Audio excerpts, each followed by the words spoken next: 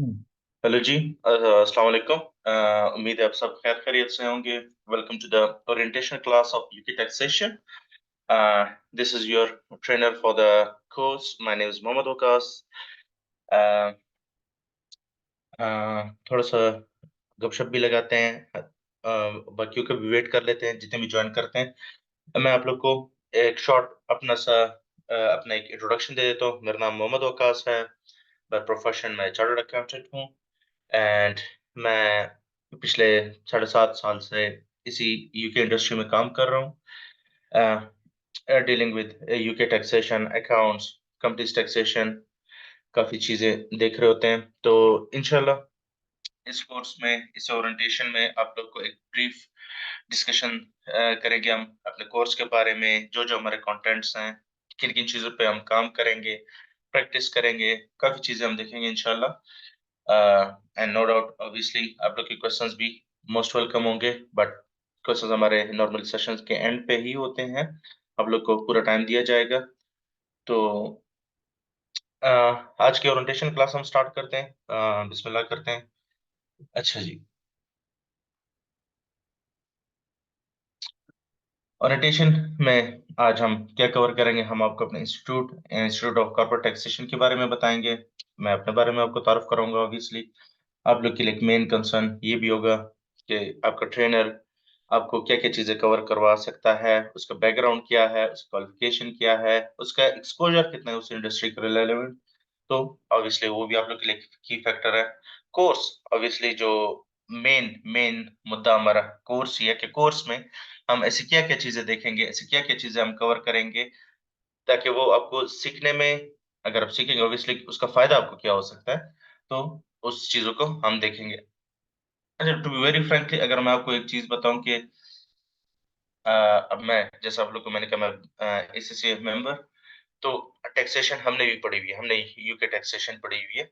But obviously there is a huge gap between practical knowledge और आपका जो bookish knowledge होता है। नो डाउट बुकिश नॉलेज आपको हेल्प आउट बहुत करता है, लेकिन प्रैक्टिकल नॉलेज जो है वो वो एक डिफरेंट चीज़ होती है। जब हमने भी स्टार्ट में इनिशियली इंडस्ट्री जॉइन की थी, तो ऑब्वियसली स्टडीज़ आपको एक बेस प्रोवाइड करती है कि भई किन बेसिस पे सारी चीज़ें होती हैं, लेकिन एक चीज़ आप प्रैक्टिकली देखते हैं, वो एक काफ़ी एक सरप्राइज़िंग होता है अगर सच पूछे। ऑब्वियसली माशाल्लाह आप भी सारे प्रोफेशनल्स ही हैं, तो आप लोगों ने भी ये चीज़ रियलाइज़ की होगी जब आप इनिशियली इंडस्ट्री में आए होंगे, आपकी चाहे कोई एडवोकेट है, कोई अकाउंटेंट है या जिस भी फील्ड से, तो हमारी स्टडीज़ और हमारी जो प्रैक्टिकल लाइफ़ होती है, उसमें डिफरेंस तो नहीं होता, गैप होता है थोड़ा-सा, क्योंकि चीज़ें अब नॉलेज बेस पे अगर आप जाएँ, तो नॉलेज एक समंदर होता है, ऑब्वियसली नॉलेज तो कभी खत्म होने से नहीं रही। लेकिन ऑब्वियसली इंडस्ट्री में आप जहाँ पे भी जॉब कर रहे हैं या अपना बिज़नेस कर रहे हैं, तो आप एक सर्टेन इंडस्ट्री के अराउंड घूम रहे होते हैं, और ज़रूरी नहीं है कि आपने जितना कुछ पढ़ा है, वो सारा का सारा आपका रियल लाइफ में टेस्ट आउट हो। बट ऑब्वियसली नॉलेज होना ज़रूरी है उसके बारे में। जहाँ तक अगर मैं आपको अपना पर्सनल एक्सपीरियंस शेयर करूँ, तो टैक्स में बहुत सारी चीज़ें हमने देखी, बहुत सारी चीज़ें पढ़ी। बहुत सारे रूल्स याद किए, रेगुलेशंस याद किए, बट रियल लाइफ में जब आए तो ऑब्वियसली हेल्प आउट तो उनकी मिलती है, बेसिस वही होती है। लेकिन रियल लाइफ में उतनी ज़्यादा चीज़ें नहीं यूज़ होती हैं, कॉमन जो होती हैं वही यूज़ हो रही होती है। अगर आप लेट्स से अगर मैं आपको पाकिस्तान में ही एक एग्ज़ाम्पल दूँ, अगर आप अभी यूके की टैक्सेशन लेट्स से आप पढ़ें एंड देन आप एक प्रैक्टिकल अपनी एक फर्म ओपन करें या जॉब करें उधर, तो अगर आप कोई एजुकेशन करते हैं पाकिस्तानी टैक्सेशन की, तो ऑब्वियसली आप तो ईच एंड एवरी एस्पेक्ट देखेंगे, जितनी भी तरह की टैक्सेशंस होती है, हर सारी चीज़ें देखेंगे। लेकिन अगर आप प्रैक्टिकल लाइफ में देखें और आप एक फर्म बनाते हैं, तो जो नॉर्मली देखा जाता है, आप टैक्स रिटर्न जमा कराएँगे, चाहे वो किसी इंडिविजुअल की हो। अब इंडिविजुअल में क्या आता है, नॉर्मल पाकिस्तान में एक नॉर्मल बंदा क्या करता है, जिसकी कंपनी ना हो, कोई अपना या तो कोई अपना छोटा-मोटा कारोबार कर रहा होगा या कोई जॉब कर रहा होगा या उसकी कोई प्रॉपर्टी-शॉपर्टी होगी, जनाब उससे किराया-शराया आ रहा होगा। इस तरह की चीज़ें होती हैं। अगर आप कंपनीज़ की बात करते हैं, तो कंपनीज़ भी ज़ाहिर बात है अगर आपकी अपनी कोई कंपनी है या आप किसी कंपनी में काम कर रहे हैं, तो वो कंपनी जो है वो एक स्पेसिफिक इंडस्ट्री या एक स्पेसिफिक ट्रेड के अराउंड ही घूम रही होती है। तो रेलेवेंस जो होती है ना आपकी एक कम हो जाती है, बजाए इसके जो आपने ईच एंड एवरीथिंग आपने पढ़ा होता है। लेकिन बात वही आ जाती है कि आपको एटलीस्ट नो हाउ होनी चाहिए, जो कि आपको स्टडीज़ से मिलती हैं, जो आपकी प्रोफेशनल स्टडीज़ होती है, उससे होती है। हमारे कोर्स का भी मेन मकसद तो कुछ ऐसा ही होता है। अब चूँकि हम नॉलेज तो गेन करेंगे, अब नॉलेज हमें प्रैक्टिकली कितना फ़ायदा देगा, ये मेन कंसर्न है। अब ऑब्वियसली ये चीज़ें ये आइडेंटिफ़ाई करना मैं अपने पर्सनल एक्सपीरियंस के बेस पे कहूँगा कि कौन-सी चीज़ें मेरे इस पूरे एंटायर करियर में कौन-कौन सी चीज़ें मुझे ज़्यादा हिट हुई हैं, जो मेरे डेली रूटीन में आई हैं, ये कौन-कौन सी चीज़ें मेरी टेस्ट आउट हुई हैं। तो हमारा फ़ोकस भी 95% उन्हीं चीज़ों पे ही रहेगा, जो आपको डेली रूटीन में या चलो वन्स अ मंथ या वन्स अ ईयर भी अगर कोई चीज़ आपको टेस्ट आउट होती है, तो हम उन चीज़ों को कवर करेंगे। 95% मैं आपको एंटायरली उन चीज़ों पे आपकी ग्रिप कराऊँगा, उस पे प्रैक्टिस करवाऊँगा, उसकी नॉलेज गेन करेंगे। क्या यूके लॉ या यूके टैक्सेशन उसके बारे में क्या कहता है? उसके क्या प्रोस एंड कॉन्स है? क्या लिमिटेशंस है आपके पास? ये सारी चीज़ें हम उसकी देखेंगे, नॉलेज भी इंशाल्लाह उसकी गेन करेंगे एंड ऑब्वियसली प्रैक्टिस प्रैक्टिस के बगैर तो नॉलेज देखिए, अगर मैं अभी आपको एक चीज़ बता दूँगा ना कि यार फलाँ चीज़ ऐसे-ऐसे होती है। फॉर द टाइम बीइंग मैं आपको बड़े अच्छे से समझा दूँगा, आप समझ भी जाएँगे। बट ह्यूमन नेचर है, एक चीज़ अ, 48 आवर्स जो एवरेज है, अगर एक मैं कहूँ जो कहते हैं कि इंसानी माइंड एक सुनी हुई बात मैक्सिमम 48 आवर्स तक माइंड में रख सकता है। उसके बाद वो डिटोरिएट होना शुरू क्या हो जाती है, मतलब आप चीज़ें मिस आउट करना शुरू कर देते हैं। लेकिन एक चीज़ अगर आप प्रैक्टिकली उसको खुद ही अपने हाथ से करें, याद होगा स्कूल कॉलेज में टीचर कहते हैं ना होमवर्क इसलिए तो देते थे ना कि जो क्लास में पढ़ा है वो आपको घर जाके उसको रिवाइज़ करें ताकि वो चीज़ आपकी पक्की हो जाए। तो ऑब्वियसली हमारी भी कोशिश यही होगी कि हम उसकी नॉलेज भी गेन करें, यहाँ पे हम भी प्रैक्टिस करें, आप लोग को भी मैं प्रैक्टिस करवाऊँ। मेरी कोशिश होती है थोड़ी बहुत असाइनमेंट्स भी आप लोगों से करवाया करूँ, टास्क्स आपको देता हूँ कि वो आप लोग वो उसको करें। अ, यार देखो मेन मकसद कोर्स का यही है कि जो मैं आपको पढ़ा रहा हूँ, ये जो आपको मैं समझाने की कोशिश कर रहा हूँ, एटलीस्ट वो आप लोग समझ लें, उस पे आपकी ग्रिप बन जाए ताकि फ्यूचर में उसका आपको बेनिफिट हो। ठीक हो गया सर? अच्छा जी। बिस्मिल्लाहिर्रहमानिर्रहीम ऑब्वियसली बिस्मिल्लाह हमने स्टार्ट में पढ़ी थी, बिस्मिल्लाह के बगैर तो हमारा कोई काम नहीं होता। अच्छा जी, आप सबको वेलकम है, फर्स्ट ऑफ ऑल तो वेलकम आपको स्टार्ट में कह दिया था मैंने। अच्छा जहाँ तक हमारे इंस्टीट्यूट की बात की जाए माशाल्लाह मैं बड़े ग्रेस और फ़ख्र के साथ कहता हूँ कि अल्हम्दुलिल्लाह पाकिस्तान में राइट नाउ इंस्टीट्यूट और भी ज़्यादा है and with due respect her एक इंस्टीट्यूट अपनी तरफ से एक एफर्ट कर रहा होता है। लेकिन अब मैं एक अपने पर्सनल पर्सपेक्टिव से अगर कहूँ, तो जितने किस्म के कोर्सेज़ अ, हम प्रोवाइड कर रहे होते हैं एंड देखिए कोर्सेज़ प्रोवाइड करना बड़ी बात नहीं, वो कोई भी प्रोवाइड कर सकता है। बात ये होती है कि जो आपका ट्रेनर होता है, जो आपको बता रहा होता है, जो आपको चीज़ें सिखा रहा है, मेन चीज़ वो है। अगर तो वो बंदा रेलेवेंट है, अब एक टीचर अगर आप नॉर्मल आके आप जो कॉलेज यूनिवर्सिटी का टीचर है, अगर वो आपको टैक्सेशन पढ़ाए वो एक डिफरेंट चीज़ है, लेकिन अगर एक प्रैक्टिकली वो बंदा इंडस्ट्री से रेलेवेंट है, उसका अच्छा खासा एक्सपीरियंस, एक एक्सपोज़र है उस इंडस्ट्री का और वो बंदा आपको चीज़ समझाए, तो फ़र्क होता है उस चीज़ में क्योंकि मैं अगर एज़ अ टीचर आपको पढ़ाऊँ, तो मैं तो मेरे सामने जो बुक में चीज़ें लिखी होंगी, मैं आपको सिर्फ़ वो चीज़ें समझा सकता हूँ, मैं आपको प्रैक्टिकल कोई एग्ज़ाम्पल नहीं दे सकते, कोई प्रैक्टिस वगैरह मैं आपसे नहीं करवा सकता। तो मैं अगर आपको अपनी सच बात बताऊँ तो हमने एससीसीए किया है। मैं अभी भी बहुत अल्हम्दुलिल्लाह खुद को प्रिविलेज समझता हूँ कि मैं एससीसीए किया हुआ है क्योंकि मैंने पाकिस्तानी क्वालिफ़िकेशन नो डिसरिस्पेक्ट मेरे अपने बड़े भाई हैं, उन्होंने खुद ही एमबीए किया हुआ है। बट अगर मैं उनका कोर्स प्लान देखता हूँ, उनके जो-जो सब्जेक्ट्स होते हैं, नो डाउट काफ़ी चीज़ें बीच में कवर होती हैं। बट ये चीज़ हमें एक्सेप्ट करनी होगी कि हमारी पाकिस्तान क्वालिफ़िकेशन थोड़ी-सी आउटडेटेड है। हम अगर मैं आपको क्वालिफ़िकेशन की बात बताऊँ तो मतलब जितना मैंने अपने भाई का कोर्स प्लान वगैरह देखा तो मतलब काफ़ी चीज़ें मिसिंग थी जो कि होनी चाहिए थी।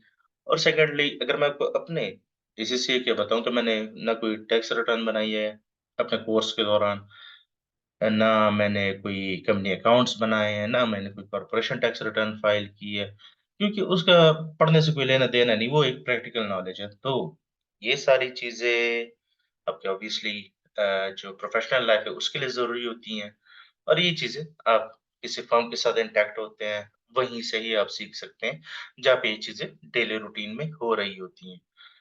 अगर मैं किसी कंपनी में भी जॉब कर रहा होता जो कि कोई इंडस्ट्री होती है, कोई कंपनी होती है या कोई इंडिविजुअल के साथ काम कर रहा होता और बेशक कोई यूके का ही होता, तो मैं स्पेसिफिक सिर्फ़ एक क्लाइंट के रिलेटेड ही मुझे उसकी नॉलेज होती। लेकिन चूँकि साढ़े साढ़े 7 तकरीबन 8 साल पूरे होने वाले हैं, मैं एक फ़र्म्स के साथ काम कर रहा हूँ। फ़र्म्स में क्या होता है उसमें तो हमारी अपनी तो कोई ऐसा नहीं होता कि भई हम कोई चीज़ बेच रहे होते हैं या कुछ। हमारा काम ही यही होता है कि हमारे डिफरेंट क्लाइंट्स होते हैं, hundreds of thousands of client हैं हमारे। जिनके लिए हम डेली बेस पे उनके अकाउंट्स भी प्रिपेयर करते हैं। उनके लिए जिस तरह पाकिस्तान में अगर आपने ज़िक्र सुना हो सेल्स टैक्स जैसे है, यूके में भी सेल्स टैक्स है। उसको ये लोग कहते हैं वैल्यू एडेड टैक्स, वैट बोलते हैं। ये प्रिपेयर कर रहे होते हैं। अब आजकल सीज़न चल रहा है हमारा भी, हमारे से मतलब यूके का टैक्सेस का 31 जनवरी डेडलाइन है पर्सनल टैक्स रिटर्न जमा कराने की, तो अच्छा खासा काम होता है। तो अब हमारा ये अब हमारे पास कितनी ये रिटर्न्स अब तकरीबन 250 से ऊपर तो अभी कर चुके हैं, लेकिन अभी भी चल रही हैं। क्योंकि मेन मेन जो मंथ्स होते हैं ना, वो दिसंबर और जनवरी ही होता है हमारा। क्योंकि ऑब्वियसली 31 जनवरी डेडलाइन होती है, तो एक अच्छा खासा काम पड़ा होता है हमारे पास। अच्छा, हमारे यहाँ जो कॉन्सेप्ट है ना कि गोरे जो होते हैं ना, बड़े सोफिस्टिकेटेड होते हैं जनाब, हर एक चीज़ टाइम पे करते हैं ये वो। तो ऐसा कुछ नहीं, वो भी हमारे भाई ही हैं, वो भी आके आखिरी महीने में भी हर एक चीज़ करते हैं। हम यहाँ से तो वो क्या कहते हैं दूर के ढोल सुहाने, लेकिन जब वहाँ आके आप खुद ही बैठते हैं ना तब आपको पता लगता है। 19-20 का ही फ़र्क है, हाँ, एक ही चीज़। अवाम जो है ना, अवाम एक ही जैसी होती है। वो भी आके ना आखिरी महीने में उनको पता लगता है कि भई चलो ओह! अच्छा ऐसी भी कोई चीज़ करनी है। वो भी खुद ही नहीं कहते हैं। हम उन्हें चेज़ करते हैं कि भाई साहब टैक्स रिटर्न जमा करानी है, ये चीज़ें हमें प्रोवाइड कर दें, ये वो अगर अकाउंट्स किसी कंपनी के ड्यू होते हैं, तो हम ऑब्वियसली हमारे पास रिकॉर्ड पड़ा होता है। हम उनको खुद ही चेज़ करते हैं कि भई आपके अकाउंट्स ड्यू हैं, कोई इन्फॉर्मेशन चाहिए होती है वो, तो हम उनसे क्यूरी करते रहते हैं। तो हिसाब-किताब एक ही चल रहा होता है पाकिस्तान और उधर ही। अच्छा। जहाँ तक हमारे इंस्टीट्यूट्स की बात है, माशाल्लाह वी आर एक्सपेंडिंग गुड। हमारे 3 इंस्टीट्यूट्स हैं, कराची, लाहौर एंड इस्लामाबाद। ये here is the addresses and contact number. आप you guys are most welcome to visit our offices. अगर आप इन सिटीज़ से हैं, तो please do visit our offices. आपकी किसी किस्म की क्यूरीज़ हों, किस तरह का कोई कंसर्न हो, तो please you guys are more than welcome to visit our office. Objective जिस तरह मैंने आपको अपने इंस्टीट्यूट का ऑब्जेक्टिव बता ही दिया कि हम जस्ट पढ़ाना प्रमोट नहीं कर रहे, ऑब्वियसली नॉलेज ज़रूरी है, लेकिन हमारी कोशिश ये है कि हम आपको स्टडी के साथ चीज़ों को प्रैक्टिकल एस्पेक्ट से बताएँ जो रियल वर्ल्ड में हो रहा होता है। तो हमारी कोशिश ये है कि हम आपको एक रियलिस्टिक पिक्चर चीज़ों की दिखाएँ और उस तरफ से हम थोड़ा क्या कहते हैं ना रिवर्स इंजीनियरिंग हम करना चाहते हैं। हम क्या पढ़ते हैं पहले एक टॉपिक पढ़ा फिर उस पे प्रैक्टिस की ये वो। लेकिन अब हमारे कोर्स का क्या मकसद होता है हम रियल लाइफ में आपको बताऊँगा कि भई असल में चीज़ें होती कैसे हैं, उसको हम करते कैसे, देन हम जाएँगे नॉलेज के बारे में। पहले उसको मैं एक टर्म यूज़ करता हूँ, मैं कोई भी टॉपिक अगर स्टार्ट करूँ तो मैं अक्सर मेरा एक जुमला होता है कि पहले हम इसको देसी ज़ुबान में समझ लेते हैं कि ये है क्या चीज़। तो जब हम उसको देसी ज़ुबान में समझ जाते हैं, फिर हम गोरों की ज़ुबान पे आ जाते हैं कि गोरा क्या कहते हैं इसके बारे में। तो हमारे जितने भी हम चीज़ें देखेंगे, इंशाल्लाह पहले कोशिश होगी कि हम उसको मैं आपको वो चीज़ें एक प्रैक्टिकल व्यू में आपको बताऊँ कि ये चीज़ें होती कैसे हैं, रियल लाइफ़ में कैसे होती हैं, हम उनको कैसे लेके चलते हैं। मैं कोई स्पेशल नहीं हूँ कि सिर्फ मैं उस तरह करता हूँ, जो ओवरऑल इंडस्ट्री में उन चीज़ों को किस तरह से लेके चला जाता है, कैसे वो चीज़ें होती हैं एंड देन ऑब्वियसली उसको हम ये सारी चीज़ें करके फिर एक जो हमें प्रॉपर गाइडेंस प्रोवाइड की गई है यूके की तरफ से, UK in a sense UK का जो टैक्सेस हैंडल करने वाली बॉडी है, जिसे हम कहते हैं एचएमआरसी। जिस तरह पाकिस्तान में अगर आप देखें तो एफबीआर है, federal bureau of revenue. UK की जो टैक्सेशन हैंडल करती है, जो बॉडी है उसका नाम है एचएमआरसी। इसे बनता है his majesty revenue and customs.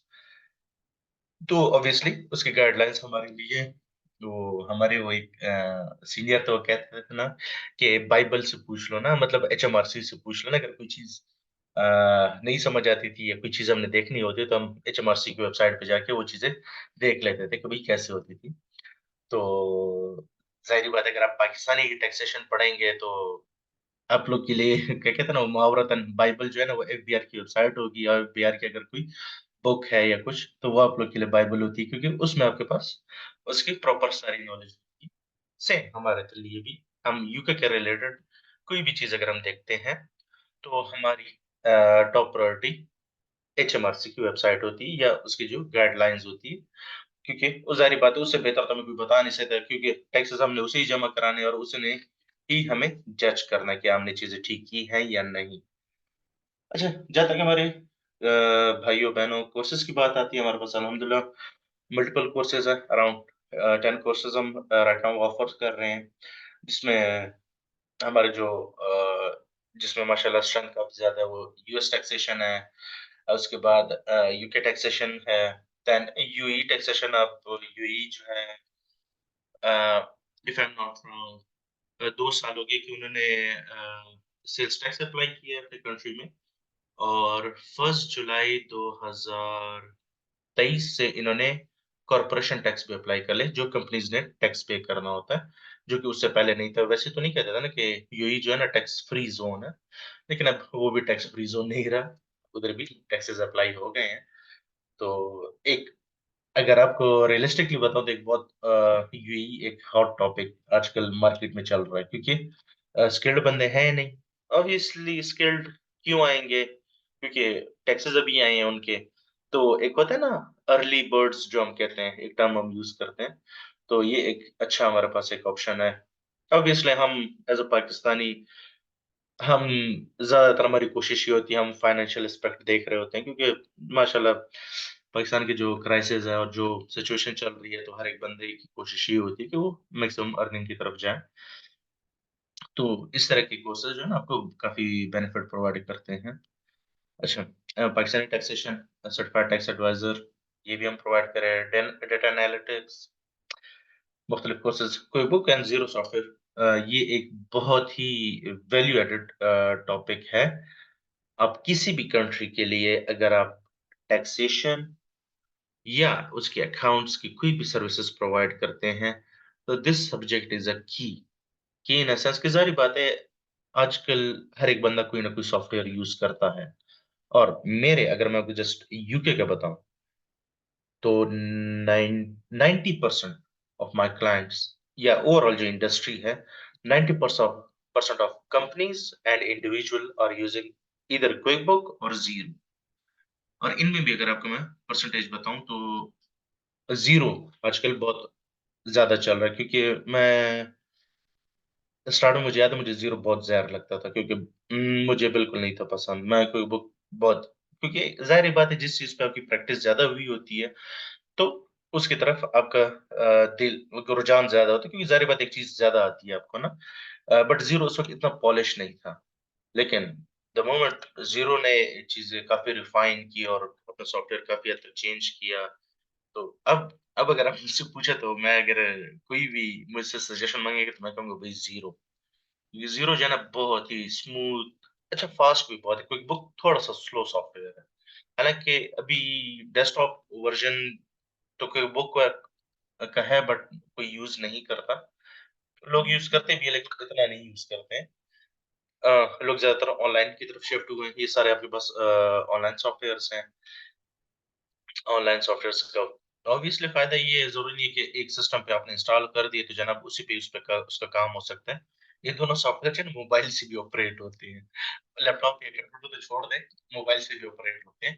तो सिंपली आपके पास लॉगिन आईडी होती है, दुनिया के किसी भी कंप्यूटर पे किसी भी जगह जाके जब आपके पास इंटरनेट है, गूगल पे जाओ अपना ज़ीरो या क्विकबुक से लॉगिन करो और अपना काम शुरू कर दो। अभी हमने रिसेंटली ज़ैप एक काफ़ी अ, फेमस बड़ा और बड़ा ही जो कहते हैं ना सॉफ्टवेयर्स के एक दादाजी अगर आपके तो सैप है, तो उसके भी हमने एक मॉड्यूल स्टार्ट किए हुए और माशाल्लाह बड़े क्वालिफाइड ट्रेनर है हमारे पास। तो प्लीज़ आप सबसे रिक्वेस्ट होगी कभी मौका मिले तो डू विज़िट अवर साइट्स और आप हमें बहुत अच्छा लगेगा आप लोग हमारे ऑफ़िस में। अच्छा जी, ऐज़ अगर मैं आपको अपनी एग्ज़ाम्पल दूँ तो लिखी पढ़ी बातें तो आप लोग खुद ही पढ़ लेंगे, माशाल्लाह सारे पढ़े-लिखे मैं आपको ज़ुबानी बता देता हूँ। अम, मैं एसीसी मेंबर अल्हम्दुलिल्लाह पास्ट 7.5 टू 8 इयर्स हो गए। मैं यूके इंडस्ट्री से वाबस्ता हूँ। अ, पाकिस्तानी फ़र्म से भी मेरा थोड़ा टाइम अरसा कह सकते हैं कि मेरी वाबस्तगी रही थी बट मुझे मज़ा नहीं आया ऐसे अगर सच पूछे तो। तो मुझे अपॉर्च्युनिटी मिली थी यूके बेस्ड फ़र्म में काम करने के लिए इधर इस्लामाबाद में। तो वो मैंने ऑप्ट की और आज भी वही है अल्हम्दुलिल्लाह टू ग्रेटफुल फॉर दैट काफ़ी अच्छी जर्नी रही अभी तक। बहुत कुछ सीखा, फाइनेंशियल वाइज़ भी और अल्हम्दुलिल्लाह एक मेंटल सुकून भी है। क्योंकि ज़ाहिर-सी बात है अगर आप एक चीज़ में 7-8 साल गुज़ार लेते हैं तो आपकी एक अच्छी नो-हाउ उस चीज़ के साथ हो जाती है, काफ़ी नॉलेज में भी इज़ाफ़ा काफ़ी हुआ बल्कि अल्लाह मेरे तो कुछ सीनियर्स रहे हैं, मैं आज भी उनकी बहुत तारीफ़ करता हूँ, बड़े मेरे लिए रिस्पेक्टेबल हैं, बहुत काम उन्होंने मुझे सिखाए हैं। तो उम, मैं मेरे लिए तो विन-विन सिचुएशन है। हाँ, अच्छा जी। अच्छा, अभी हम थोड़ा-सा मैं आप लोग को थोड़ा-सा एक ओवरव्यू दूँगा कि हम इस कोर्स में क्या-क्या चीज़ें देखेंगे। देखिए जहाँ तक अब चूँकि आप लोग को पता है हम मेजॉरिटी फ़ोकस हमारा यूके टैक्सेस के रिलेटेड होगा कि भई यूके में टैक्सेस किस तरह के होते हैं। अब टैक्सेस ज़ाहिर-सी बात है अगर हम एक ब्रॉड व्यू में देखें तो टैक्सेस इनकम्स पे लगते हैं, ठीक है? आप जो इनकम जनरेट करते हैं, चाहे वो जॉब कर रहे हों या आपकी कोई इन्वेस्टमेंट है उससे इनकम आ रही है या आपका कोई छोटा-मोटा बिज़नेस है उससे आ रही है या आपकी कोई कॉर्पोरेट कंपनी है उससे इनकम आ रही है। तो हर एक बंदा स्टेट के लिए एंटाइटल्ड होता है अपने टैक्सेस पे करने के लिए। जिस तरह पाकिस्तान में देख सकते हैं हर बंदा जैसे पाकिस्तान में हमारा जून ईयर एंड हो जाता है, तो जनाब रोज़ आ रहे होते हैं कि जनाब जी डेडलाइन करीब है और जी अपने पर्सनल टैक्स रिटर्न जमा करा दें। और पहले तो गोशवारे आई थिंक गोशवारे बोलते हैं उर्दू में, गोशवारे जमा करा दो और ये चलता रहता है, बड़ी क्या कहते हैं ना, गरमा-गर्मी होती है मार्केट में। तो यूके में भी ऐसा ही होता है। ईयर एंड कंप्लीट होता है, 5th ऑफ मार्च इनका ईयर एंड होता है। तो जनाब हर तरफ टैक्सेस की बात हो रही थी, वो कोई बंदा पर्सनल टैक्स रिटर्न जमा करा रहा होता है, कंपनीज़ का ईयर एंड होता है, जनाब वो अपने प्रॉफिट्स पे टैक्सेस जमा कराना ये शुरू हो जाता है, तो चीज़ें चलती रहती हैं। तो हम अपने कोर्स में भी ये सारी चीज़ें देखेंगे। क्या-क्या चीज़ें उसमें हमारी शामिल है, कौन-कौन सी चीज़ें हम करेंगे, उसका मैं आप लोग को एक ब्रीफ व्यू ज़रूर देता हूँ अभी। जहाँ तक हमारे कोर्स ओवरव्यू अगर मैं आप लोग को बताऊँ तो कोर्स हमारा लर्निंग के बजाय मेरा ट्रेनिंग की तरफ ज़्यादा आप लोग की तरफ रुझान रहेगा कि मैं आप लोग को चीज़ें थोड़ी प्रैक्टिकली दिखाऊँ, आप लोग से उसकी प्रैक्टिस करवाऊँ एंड ड्यूरेशन की अगर मैं आपको बात करूँ रफली 2 मंथ्स का हमारा कोर्स होता है और 1.5 घंटे की हमारी क्लास होती है, मंडे एंड ट्यूसडे हमारी क्लास रहेगी। क्लास डिपेंड टोटली आप लोगों पे करेगी। जितना अच्छा, जितना जल्दी आप लोग पिक करेंगे, उतनी जल्दी आप लोग की जान छूटेगी। आप लोग जि ऑब्वियसली जब तक आप लोग नहीं उसको अच्छे से कवर कर पाते मेरी रिस्पॉन्सिबिलिटी है कि मैं आप लोग को वो चीज़ें क्लियर करता रहूँगा। अल्हम्दुलिल्लाह अभी तक ऐसी चीज़ हुई नहीं कि हमारा कोर्स एक्सटेंड हुआ है। अगर एक्सटेंड हो भी जाए, आई डोंट माइंड मुझे कोई मसला नहीं है। ये मेरी रिस्पॉन्सिबिलिटी है कि मैं जो चीज़ें कवर कर रहा हूँ, उस पे आप लोग की फुल 100% ग्रिप होनी चाहिए। बिकॉज़ अगर वो चीज़ें क्या कहते हैं ना, अगर चीजें सही तरीके से ना हो तो फिर फायदा नहीं हुआ ना ना। आप लोग भी टाइम वेस्ट हो गया, मेरे भी टाइम वेस्ट हो गया। ऑब्वियसली आप लोग पे करेंगे कोई फ्री में, तो आप लोग भी नहीं करेंगे। तो जाहिर बात है, अगर आप लोगों ने एक चीज के लिए पे किया हो, तो मेरी एक मॉरल और एथिकल और एक लीगल रिस्पॉन्सिबिलिटी है कि उन चीजों को मैं अब तक अच्छे से कन्वे करूँ। अगर हम अपने कोर्स को एक ब्रॉड व्यू में स्प्लिट करें, तो दो सिनेरियोज हमारे पास। एक है इंडिविजुअल और एक है कंपनी। ठीक है। इंडिविजुअल और कंपनी को मैंने स्प्लिट क्यों किया हुआ है, क्योंकि अगर हम रियल लाइफ में देखें तो ये दो ही चीजें ही हैं। ठीक है। या तो कोई कंपनी है, वो कोई काम कर रही है, वो, उससे जाहिर बात है उसकी सेल्स भी आ रही है, उसके एक्सपेंसेस भी आ रहे हैं, उसका प्रॉफिट जनरेट होता है, प्रॉफिट पे गवर्नमेंट को या स्टेट को टैक्सेस पे करती है। और सेकंड सिनेरियो क्या होता है, एक इंडिविजुअल होता है, सही है, वो या कोई काम कर रहा होता है, या कोई जॉब कर रहा होता है, या उसकी इन्वेस्टमेंट्स होती हैं, उससे इनकम जनरेट होती है, और अब वो गवर्नमेंट को टैक्सेस पे करता है। अगर आप पाकिस्तान में भी देखें तो मेन मेन दो कैटेगरीज जो है, या तो वो इंडिविजुअल की टैक्स रिटर्न होगी, ठीक है जी, या कंपनी की टैक्स रिटर्न होगी। तीसरी ऐसा कोई चीज नहीं होती है। हाँ भाई, छोटी मोटी चीज बहुत होती है, लेकिन वो इन्हीं दो एम्ब्रेलास के अंदर कवर हो जाती है हमारी। तो हमारा भी कोर्स का जो मेन मेन दो जो क्या दो जायंट्स हैं, वो हम फोकस करेंगे। एक इंडिविजुअल के टैक्सेस पे, कि एक इंडिविजुअल इंसान किन किन टैक्सेस के लिए एंटाइटल्ड होगा, अगर वो, मतलब वो कौन कौन सी इनकम जनरेट करेगा, और उन पे क्या क्या टैक्सेस लगेंगे, किस बेसिस पे लगेंगे, और कितने कितने लगेंगे, वो सारे हम देखेंगे। ठीक है। सेकेंडली, हम कंपनीज के पर्सपेक्टिव को भी देखेंगे कि एक कंपनी किस तरह के टैक्सेस टैक्सेस से दो चार हो सकती है, कौन कौन से उन पे रूल्स अप्लाई होते हैं, किस तरीके से।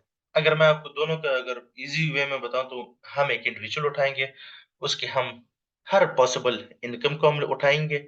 आपको रियल लाइफ में उसके रिलेटेड डॉक्यूमेंट्स वगैरह भी मैं आप लोग के साथ शेयर करूंगा, कि अगर एक इंडिविजुअल है, वो उसकी किस किस तरह की इनकम्स हो सकती हैं, और उन इनकम पे किस किस तरह के टैक्सेस लग सकते हैं, वो हम देखेंगे। एक फुल फ्लैश हम एक टैक्स रिटर्न प्रिपेयर करते हैं, सिर्फ क्लास में नहीं प्रिपेयर करते हैं, आप लोग खुद ही भी करेंगे, टेंशन ना लें। मैं आप लोग के सामने एक सॉफ्टवेयर बनाऊंगा, सॉफ्टवेयर तो खैर बना हुआ है, मैं जस्ट आप लोग के लिए आईडीज मैं एक बनाऊंगा, तो आप लोग इंशाल्लाह क्लास में देखेंगे, और आप लोग भी अपने साथ घर पे जब फ्री होंगे, या जब लेक्चर रिवाइज कर रहे हो, तो आप लोगों ने भी वो उसी तरह ही उन स्टेप्स को फॉलो करना है, और उस सॉफ्टवेयर में फिर खेलते रहना है। जिस तरह अगर आपने कभी एफबीआर की वेबसाइट लॉग इन की हो, अपनी चाहे अपनी टैक्स रिटर्न के लिए हो, या किसी के लिए अगर आपने टैक्स रिटर्न बनानी हो, तो आपने अगर देखा हो कि आप डिफरेंट इनकम्स डालते हैं, उसपे डिफरेंट टैक्स रेट्स लगते हैं, प्रॉपर टैक्स रिटर्न आपकी बनती है। सेम हम यहाँ पे यूके के भी करेंगे। हम एक इंडिविजुअल, मैं अपनी एग्जांपल ले लूंगा कि मेरी यूके में किस किस तरह की इनकम्स हो सकती हैं, और उन पे क्या क्या टैक्स रूल्स हैं, क्या क्या टैक्स रेट्स अप्लाई होते हैं, और कैसे एक फुल फ्लैश टैक्स रिटर्न बनती है, और वो किस तरीके से एचएमआरसी को या यूके की गवर्नमेंट को आप सबमिट करते हैं, फ्रॉम स्क्रैच टू फिनिश। सारा कुछ हम करेंगे, ठीक है। और कॉपी पेस्ट अगर हम ये सारा कुछ करें, तो हम कंपनीज के लिए भी करेंगे। कंपनीज में हम एक चीज और भी करेंगे कि कंपनीज, अगर आप कोई कंपनी बनाते कैसे हैं यूके में, ठीक है। अब कंपनी बना ली, जाहिर बात है उसमें कोई एक्टिविटी भी होगी, एक्टिविटी से मुराद कोई ना कोई कारोबार ही करेगा ना, एवी एवी तो कोई कंपनी नहीं खोलेगा, जाहिर बात है कोई काम तो करेगा ना उसमें। तो उसके हम एक बिजनेस की एक एग्जांपल लेके एक कंपनी की, कि उसकी ये सेल्स आए, ये एक्सपेंसेस आए, ये उसका प्रॉफिट बना था, उस पे ये टैक्सेस अप्लाई हुए, उसको हम सॉफ्टवेयर में भी लेके जाके देखेंगे। एक प्रॉपर हम एक अकाउंट्स भी बनाएंगे कंपनीज के, उन अकाउंट्स के बेसिस पे हम एक टैक्स रिटर्न भी बनाएंगे, जो प्रॉपर एचएमआरसी को सबमिट होती है कंपनी के बिहाफ पे, ठीक है। तो ईच एंड एवरीथिंग। अच्छा, मेरी कोशिश ये होती है कि मैं पहले चीजें एक्सेल पे आप लोग को करके दूं, देन सॉफ्टवेयर पे लेके जाऊं। अब सॉफ्टवेयर आप मेरे मुंह से बार बार इसलिए सुन रहे हैं, क्योंकि ये सॉफ्टवेयर जो होते हैं ना, ये यूके की गवर्नमेंट से ऑथराइज्ड होते हैं, या यूके की गवर्नमेंट की जगह अगर मैं आपसे कहूँ, एचएमआरसी से वेरीफाइड होते हैं। जिससे अगर मैं कहूँ, अगर पाकिस्तान में कोई सॉफ्टवेयर है और वो एफबीआर ने अप्रूव किया हुआ है कि हाँ आप इस पे टैक्स रिटर्न प्रिपेयर करके एफबीआर को सबमिट कर सकते हैं, तो सेम यूके में इस तरह थाउजेंड्स ऑफ सॉफ्टवेयर्स हैं जिसपे जो कि अप्रूव्ड है फ्रॉम एचएमआरसी। तो उसमें हम एक सॉफ्टवेयर उठाएँगे, अकाउंट्स के लिए हम केपीएम सॉफ्टवेयर यूज़ करेंगे। इंडिविजुअल टैक्सेशन के लिए हम आईआरएस एलिमेंट सॉफ्टवेयर है हम उसको यूज़ करेंगे और उसमें हम टैक्सेस को लेके चलेंगे और प्रॉपर एक टैक्स रिटर्न बनाएँगे एंड देन जो स्टेप्स होते हैं हमारे टैक्स रिटर्न सबमिट करने के, हम पहले कोशिश होगी कि हम एक्सेल पे मैन्युअली उसको करें, देन हम उसको सॉफ्टवेयर पे लेके जाएँ, ताकि हम कंपैरिज़न कर सकें कि भई सॉफ्टवेयर जो कि एचएमआरसी से वेरिफाइड है, ज़ाहिर बात है वो तो गलत होने से रहा। हाँ, गलती की गुंजाइश हमारे पास हो सकती है कि हम कोई चीज़ मिस कर सकते हैं, कोई चीज़ हमसे स्किप हो सकती है, तो हम हमारे पास एक कंपैरिज़न रहेगा, क्या हमने जो नॉलेज पढ़ी, जो नॉलेज हमने अप्लाई की, हमने जिस तरह के टैक्सेस कैलकुलेट किए, क्या सॉफ्टवेयर ने भी उसी तरह का ही किया है? ताकि हम अपनी नॉलेज, अपनी वर्किंग को टेस्ट कर सकें। अच्छा जी,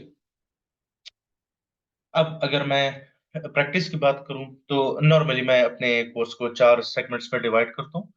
एक हमारा जिस तरह ज़िक्र किया हमने फुल टाइम इंडिविजुअल के टैक्सेस के बारे में हम करेंगे। सेकंडली कॉर्पोरेट टैक्सेशन मतलब कंपनीज़ के टैक्सेशन के बारे में। थर्ड नंबर पे वैट जो मैंने अभी आप लोगों से ज़िक्र किया था।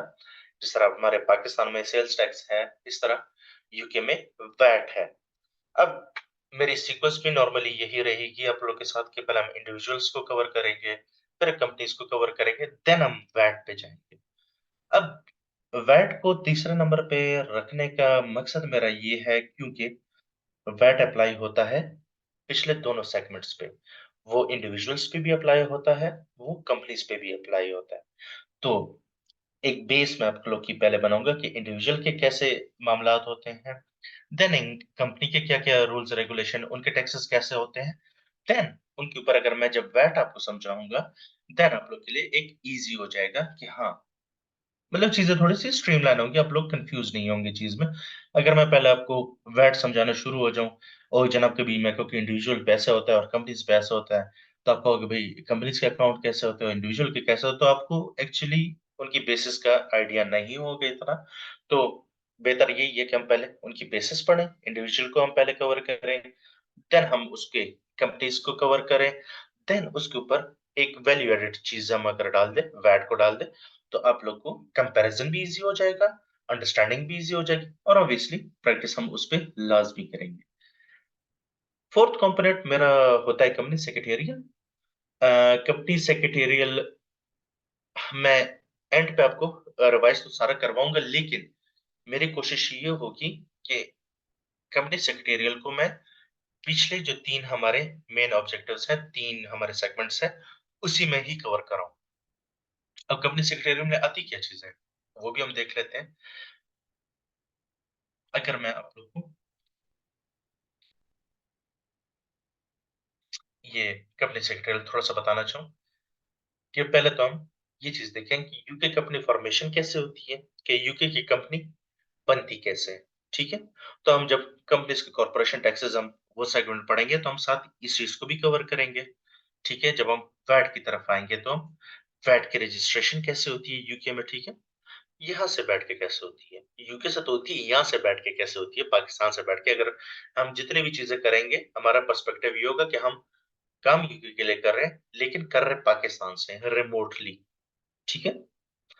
तो ऐसा कोई चीज़ सिनेरियो नहीं होगा कि भई आप फुल टाइम आपको यूके में जाना पड़ेगा या वहाँ से काम करना पड़ेगा। नहीं, हम इस पर्सपेक्टिव पे देखें कि आप पाकिस्तान से बैठ के यूके के लिए काम किस तरीके से कर सकते हैं। चाहे वो अकाउंट्स की जॉब है, चाहे वो इंडिविजुअल की जॉब है, चाहे वो वैट रिटर्न है, कुछ भी है, पाकिस्तान से बैठ के वो चीज़ कैसे होगी। पे रजिस्ट्रेशन ये पेरोल से रिलेटेड चीज़ है। ठीक है, क्योंकि जिस तरह आपने अगर पाकिस्तान में भी देखो, आप आई बिलीव आप में से काफ़ी लोग जो हैं वो जॉब करते होंगे और जॉब में हमारा ये होता है कि हमारी सैलरी से हर महीने एक certain amount of tax deduct होता है और हमें एक नेट सैलरी मिलती है और वो टैक्स आपकी कंपनी या आपका एम्प्लॉयर जो होता है, वो हर महीने एफबीआर को सबमिट कर रहा होता है। तो सेम यूके में भी ऐसा ही होता है। अ जितने भी एम्प्लॉइज़ होते हैं, उनके एक सर्टेन लेवल के से ऊपर अगर इनकम होती है, तो उन पे टैक्सेस अप्लाई होते हैं और हर महीने वो टैक्सेस एचएमआरसी को सबमिट होते हैं। तो इसके बारे में भी हम देखेंगे। अच्छा, अब हम पाकिस्तान में जिस तरह देखते हैं कि एक इंडिविजुअल होता है वो एनटीएन के लिए रजिस्टर करता है खुद को, नेशनल टैक्सेशन नंबर के लिए। इस तरह यूके में जो एक इंडिविजुअल होता है, वो खुद को टैक्सेस के लिए कैसे रजिस्टर कर सकता है, ये चीज़ भी हम देखेंगे। प्रॉपर एग्जांपल के साथ करेंगे। आपको रियल में दिखाऊँगा कि भई कैसे एक बंदा टैक्सेस के लिए रजिस्टर्ड होता है, उसकी क्या-क्या रिक्वायरमेंट्स हैं, किस बेस पे आप टैक्स रजिस्टर्ड होते हैं, ये सारी चीज़ें हम देखेंगे। फिर कंपनीज़ की तरफ अगर हम आ जाएँ तो कंपनीज़ के देखिए, कंपनीज़ के टैक्सेस तब तक जमा नहीं हो सकते जब तक उनके अकाउंट्स ना प्रिपेयर हुए हों, ठीक? अब जब कंपनी के अकाउंट्स प्रिपेयर होंगे, उससे हमें प्रॉफिट की फिगर मिलेगी, उस प्रॉफिट पे हमने टैक्सेस अप्लाई करने होते हैं, ठीक है? अब अगर मैं कहूँ भई मैं टैक्स रिटर्न जमा करानी है कंपनी की, लेकिन कंपनी के अकाउंट्स ही नहीं बने, इम्पॉसिबल है।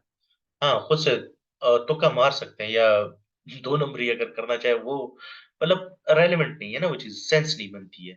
क्योंकि टैक्स आपका बनता है आपके प्रॉफिट्स पे, वो प्रॉफिट्स कहाँ से आते हैं? आपकी कंपनी के अकाउंट्स से।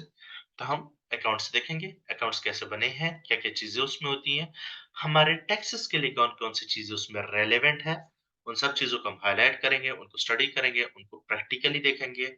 हम अकाउंट्स देख के सबमिट कैसे होते हैं, कहाँ से होते हैं, किस जगह पे सबमिट होते हैं, ये सारी चीज़ें हम देखेंगे एंड देन उन्हीं अकाउंट्स के बेसिस पे हमने कंपनी के कॉर्पोरेशन टैक्स रिटर्न प्रिपेयर करनी है, ठीक है? ईच एंड एवरीथिंग इसको कवर करेंगे। ये कॉर्पोरेशन टैक्स ऑब्वियसली कवर होगा हमारा उसमें। गवर्नमेंट गेटवे आईडी और एचएमआरसी एजेंट गेटवे, ये हमारे स्टूडेंट्स का बड़ा ही एक क्वेश्चन होता है कि सर ये क्या चीज़ होती है?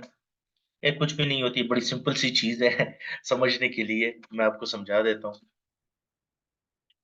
एक इंडिविजुअल मैं हूँ, मैं पाकिस्तानी हूँ, मैं पाकिस्तान में जॉब कर रहा हूँ, ठीक है?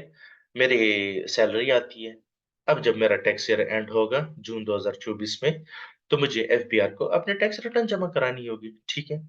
अब टैक्स रिटर्न जब मैं एफबीआर को जमा कराता हूँ, तो हमारे पाकिस्तान का ये निज़ाम है कि हमारे एफबीआर का अपना पोर्टल है, उसपे आपने खुद को रजिस्टर किया होता है, जो कि हमारा एनटीएन होता है नंबर और हम अपने पोर्टल पे जाके अपनी इनकम डालते हैं और ईच एंड एवरीथिंग डाल के अपने टैक्स रिटर्न प्रिपेयर करके एफबीआर को सबमिट कर देते हैं। तो अभी इसी जगह पे जो कुछ हमने पाकिस्तान में किया है, ये सारा कुछ हम यूके में ले जाएँ, तो सेम यही होता है। एक इंडिविजुअल एचएमआरसी के साथ रजिस्टर्ड होता है, उसका अपना पोर्टल होता है एचएमआरसी के साथ, उसपे अपनी वो इनकम्स डालता है और अपने टैक्स रिटर्न प्रिपेयर करता है और एचएमआरसी को सबमिट कर देता है। लेकिन यूके में आपके पास टैक्स रिटर्न बनाने की, जमा कराने की मल्टीपल ऑप्शंस हैं। क्योंकि अगर मैं आपको एग्ज़ाम्पल दूँ तो जी सर, पाकिस्तान में भी आपने देखा होगा, हमारे पाकिस्तान में बहुत सारी अकाउंटेंसी फर्म्स हैं, टैक्सेशन फर्म्स हैं, जिससे आप लोग सर्विसेज़ लेते हैं, वो आप लोग के लिए टैक्स रिटर्न बनाते हैं, आपके टैक्स रिटर्न आपके बिहाफ़ पे एफबीआर को सबमिट करते हैं। यूके में भी ऐसा होता है, अकाउंटेंट्स होते हैं, उनकी फर्म्स होती हैं, क्लाइंट्स आते हैं, वो कहते हैं कि हमारी टैक्स रिटर्न आप लोग प्रिपेयर कर दें और एचएमआरसी को सबमिट कर दें। तो एक तो क्लाइंट खुद ही भी कर सकता है अपने पोर्टल से, जिसे हम कहते हैं गवर्नमेंट गेटवे आईडी, जिस तरह हमारा एफबीआर पे पोर्टल होता है, इस तरह यूके में एक इंडिविजुअल का एचएमआरसी के पास पोर्टल होता है, उसको ये लोग बोलते हैं government gateway ID, government gateway बोलते हैं। अच्छा, अकाउंटेंट्स भी कर सकते हैं। अब अकाउंटेंट किस तरह कर सकते हैं? वो उस क्लाइंट की पर्सनल आईडी के थ्रू भी कर सकते हैं या वो as an accountant, as an agent वो अपनी पोर्टल के थ्रू भी अपने क्लाइंट की टैक्स रिटर्न जमा करवा सकते हैं। अगर मैं आपको थोड़ा-सा देसी ज़ुबान में ये चीज़ समझाऊँ, ये चीज़ होती कैसे है? जैसे कि मेरे स्क्रीन पे पहला नाम अरसलान साहब का नज़र आ रहा है। तो लेट्स से मैं एक अकाउंटेंसी फर्म हूँ, अरसलान साहब मेरे पास आए कि जनाब मेरी ये टैक्स रिटर्न है और ये आपने जमा करानी है, प्रिपेयर कर दें और ये एचएमआरसी को सबमिट कर दें। तो मैं सबसे पहले ज़ाहिर-सी बात है मेरे अरसलान साहब के साथ एग्रीमेंट होगा, हमारा एक एंगेजमेंट लेटर साइन होगा, देन अरसलान साहब मेरे क्लाइंट बनेंगे, ठीक? अब मैं क्या करूँगा, मेरे से मुराद अकाउंटेंसी फर्म जो फर्म है, वो क्या करती है, वो एचएमआरसी को एक रिक्वेस्ट भेजती है, जैसा मैंने आपसे कहा ना एक इंडिविजुअल का एचएमआरसी के पास अकाउंट होता है, इस तरह एक फर्म का भी एचएमआरसी के पास अकाउंट होता है, ठीक है? तो हम क्या करते हैं, अपने उस अकाउंट में जाते हैं, उस पोर्टल में जाते हैं और हम रिक्वेस्ट डालते हैं एचएमआरसी को कि मिस्टर अरसलान जो है, इसको मैं पर्सनल टैक्स के लिए अपने पास रजिस्टर करना चाहता हूँ। तो एचएमआरसी क्या करेगा? वो कहेगा जी बिल्कुल रजिस्टर करें, लेकिन हमें सबसे पहले अरसलान साहब का कंसेंट चाहिए। क्या वो इस चीज़ पे एग्री है या नहीं? तो एचएमआरसी क्या करता है, वो एक लेटर इश्यू करता है, वो अरसलान साहब के पोस्टल एड्रेस पे भेजता है। उसमें एक कोड होता है, जिसे हम बोलते हैं ऑथेंटिकेशन कोड। वो कोड अरसलान साहब के पोस्टल एड्रेस पे आता है। अरसलान साहब मुझे मतलब फ़र्म को कॉल करते हैं कि मुझे एचएमआरसी की तरफ से एक लेटर आया है, जिसमें ऑथेंटिकेशन कोड है। तो मैं उसको कहता हूँ, जी बिल्कुल, ये मैंने भेजा है, ताकि एचएमआरसी को पता लग जाए कि अरसलान साहब मेरे क्लाइंट बने हैं और मैं उनके बिहाफ़ पे एचएमआरसी के साथ डील कर सकता हूँ। उनके टैक्स मैटर्स एचएमआरसी से मैं डायरेक्टली हैंडल करूँ, बजाए इसके कि अरसलान साहब को कोई तकलीफ हो। मतलब अगर अरसलान साहब का कोई भी टैक्स मैटर होगा, तो एचएमआरसी मुझे मेरे साथ डायरेक्ट कोऑर्डिनेट कर सकता है, मैं एचएमआरसी के साथ डायरेक्ट कोऑर्डिनेट कर सकता है, अरसलान साहब को बिना डिस्टर्ब किए, ठीक है? तो अरसलान साहब मुझे वो ऑथेंटिकेशन कोड दे देंगे, मैं अपने पोर्टल में वो कोड डालूँगा एंड नाउ मैं अरसलान साहब के बिहाफ़ पे एज़ एन एजेंट एचएमआरसी के साथ काम कर सकता हूँ, ठीक है? ये होती है हमारी एचएमआरसी की एजेंट की जो आईडी होती है। एजेंट नॉर्मली आपकी अकाउंटेंसी फर्म्स होती है। अच्छा, ये तो मैंने आपको थोड़ा कंपनी सेक्रेटरियल का आपको बताया है। अब मैं थोड़ा-सा आप लोग को एक ब्रीफ अगर आपको मैं बताना चाहूँ तो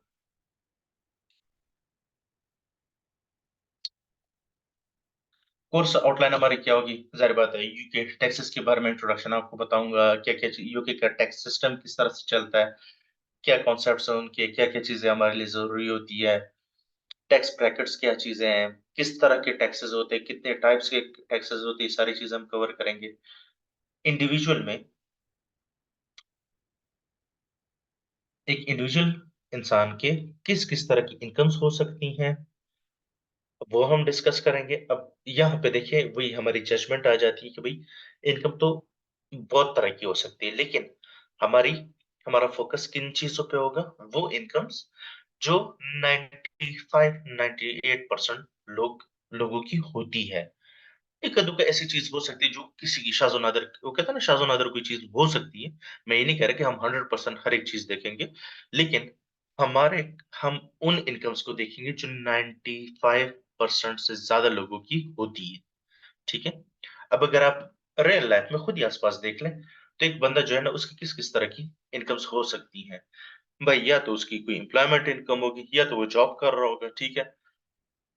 या तो उसकी कोई प्रॉपर्टी होगी, वो दुकानें किराए पे दी होंगी या कोई घर किराए पे दिया होगा, उससे उसकी इनकम आ रही होती है, ठीक है? या तो उसकी सोल ट्रेड इनकम होती है, सोल ट्रेड मतलब वो अपना कोई छोटा-मोटा कारोबार कर रहे हैं, कंपनी नहीं बनाई, एक छोटा-मोटा अपना काम कर रहे हैं। कोई दुकान है, कोई ठेला है, कोई रेस्टोरेंट खोला हुआ है, कुछ भी है या कोई कंसल्टेंसी फर्म खोली हुई है, कोई एडवाइज़री फर्म खोली है, व्हाट्सएवर इस तरह की कोई इनकम या इस बिज़नेस होगा, उससे इसको इनकम जनरेट हो रही होगी या कोई पार्टनरशिप होगी, ठीक है? मेजॉरिटी अगर देखा जाए इसी तरह की ही हमारी इनकम्स होती है, तो ये सारी चीज़ें हम कवर करेंगे और हम अच्छा ये सारी चीज़ें हम कवर तो करेंगे, इसके बारे में हम नॉलेज भी गेन करेंगे, लेकिन ये सारी चीज़ें मैं आपको प्रैक्टिकली करके बताऊँगा कि अगर एक बंदे की एम्प्लॉयमेंट इनकम है, तो एम्प्लॉयमेंट इनकम कैसे होती है? क्या कोई सर्टिफ़िकेट होता है, जो आपको कंपनी की तरफ से मिलता है या एचएमआरसी की तरफ से मिलता है, जिस पे आपकी इनकम शो होती है, क्या ऐसी कोई चीज़ होती है या नहीं? आपने पाकिस्तान में भी एक टर्म सुनी होगी टैक्स सर्टिफ़िकेट होता है, क्या यूके में भी ऐसी कोई चीज़ होती है या नहीं? देखेंगे। रेंटल इनकम वो कैसे होती है? रेंटल इनकम अगर पाकिस्तान में देखें हम जिस तरह किसी किराए के घर में रह रहे हो तो भई मालिक मकान का हर महीने का हम किराया दे रहे होते हैं, ठीक है? तो मालिक मकान के लिए तो वो इनकम है, तो वो अपने टैक्स रिटर्न में वो चीज़ें शो करेगा। कैसे शो करेगा? किन बेसिस पे करेगा? क्या उसका भी कोई डॉक्यूमेंट होता है, नहीं होता है? वो चीज़ें हम देखेंगे।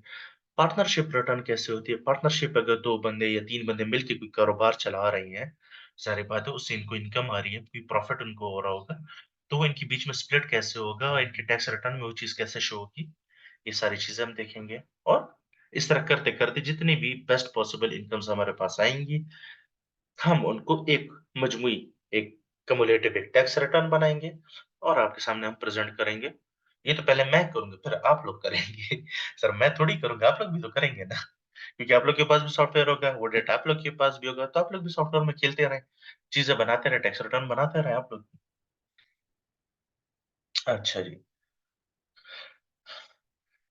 कंपनीज़ के बारे में आपको ओवरव्यू दिया जाएगा कि फर्स्ट ऑफ ऑल तो कंपनीज़ बनती कैसे हैं, उनके टैक्सेस कैसे होते हैं, अकाउंट्स किस तरह के बनते हैं। थोड़ा-सा बहुत इन पे मैं आपको गाइडेंस दूँगा कि अकाउंट्स 2 तरह के बनते हैं नॉर्मली यूके में, तो उनकी क्या-क्या रिक्वायरमेंट्स होती हैं। उसके बाद इन ये अकाउंट्स तो आपने बना लिए, लेकिन इन अकाउंट्स के बेसिस पे फिर आपने टैक्सेस भी कैलकुलेट करने होते हैं, जिसको हम बोलते हैं कॉर्पोरेशन टैक्स और उस फॉर्म का नाम होता है सीटी 600। ये एक फॉर्म होता है फाइलिंग अगर आपने फिर टैक्स रिटर्न या अकाउंट्स फाइल करने होते हैं, उनकी क्या रिक्वायरमेंट्स होती हैं, किस तरह से आपने फाइल करने होते हैं, ये सारी चीज़ें हम देखेंगे। अब प्यारे भाई-बहनों, ये चीज़ें तो हमने देख ली कि हमने करना क्या-क्या, लेकिन अब मैं थोड़ा-सा आप लोग डिटेल में कंटेंट समझा दूँ कि पर्सनल टैक्स में हम क्या देखेंगे, कंपनीज़ के टैक्सेस में हम क्या चीज़ें देखेंगे, वो मैं आपको थोड़ा-सा एक गो थ्रू करा देता हूँ। एम्प्लॉयमेंट, इनकम टैक्स जो आपकी सैलरीज़ पे टैक्स लगता है, वो कैसे होता है? Employment benefit and taxes. अब एम्प्लॉयमेंट बेनिफिट्स क्या चीज़ें होती हैं? अगर आप पाकिस्तान में भी अगर देखें अक्सर होता है ना, आप कहीं जॉब कर रहे होते हैं तो आपको हाउस अलाउंस मिल रहा होता है, या आपको गाड़ी दी होती है, या गाड़ी के लिए पेट्रोल दिया होता है, या आपको मेडिकल इंश्योरेंस हुई होती है, तो आपको ये एक्स्ट्रा बेनिफिट्स आपकी जॉब के साथ आपको प्रोवाइड किए जाते हैं। तो ये जो एक्स्ट्रा बेनिफिट्स होते हैं, ये भी टैक्सेबल होते हैं, ठीक है? इन पे भी टैक्स अप्लाई होता है। तो ये हम किस तरह से हमें पता लगेगा कि भई हमारा टैक्सेबल बेनिफिट कितना है, इन पे टैक्सेस कैसे लगेंगे, कितना-कितना टैक्सेस पे लगेगा, ईच एंड एवरीथिंग इसका हम फॉर्म देखेंगे। इसका अपना एक फॉर्म होता है जिसे हम कहते हैं P11D कहते हैं। हम एक देखेंगे, उसके बेस में उसको हम टैक्स रिटर्न में भी शामिल करेंगे। रेंटल प्रॉपर्टी इनकम, ये एक काफ़ी यूज़्ड आपके पास टास्क आएगा आपकी प्रैक्टिकल लाइफ़ में कि एक इंडिविजुअल होगा, उसके 1-2 घर होंगे जनाब किराए पे होंगे, उससे रेंट आ रहा होता है। तो जनाब उसका प्रॉफ़िट कैसे कैलकुलेट करोगे, उस पे टैक्सेस कैसे लगेंगे, क्या-क्या रिस्ट्रिक्शंस हैं, क्या-क्या चीज़ें टैक्स के लिए अलाउड हैं, क्या-क्या डिसअलाउड है, ईच एंड एवरीथिंग हम देखेंगे। सेल्फ एम्प्लॉयमेंट देखेंगे हम, ठीक है? एक इंडिविजुअल का अगर कोई कारोबार है, कोई बिज़नेस है, सेल्फ एम्प्लॉयमेंट में आपको अगर कोई रिलीफ है, वो हम देखेंगे। अगर आपको लॉस हो जाता है, बिज़नेस ज़ाहिर-सी बात है बिज़नेस में हमेशा प्रॉफ़िट तो नहीं होता है, फ़ायदा-नुकसान साथ-साथ ही होता है। तो अगर आपको खुदा ना ख़ास्ता लॉस हो जाता है, तो लॉसेस को कवर करने के लिए क्या आपके लिए टैक्स में कोई बचत है? या आप उन लॉसेस को यूज़ करके अपनी अदर इनकम्स जो आपकी बाकी इनकम्स है, उससे टैक्स कम करवा सकते हैं या नहीं?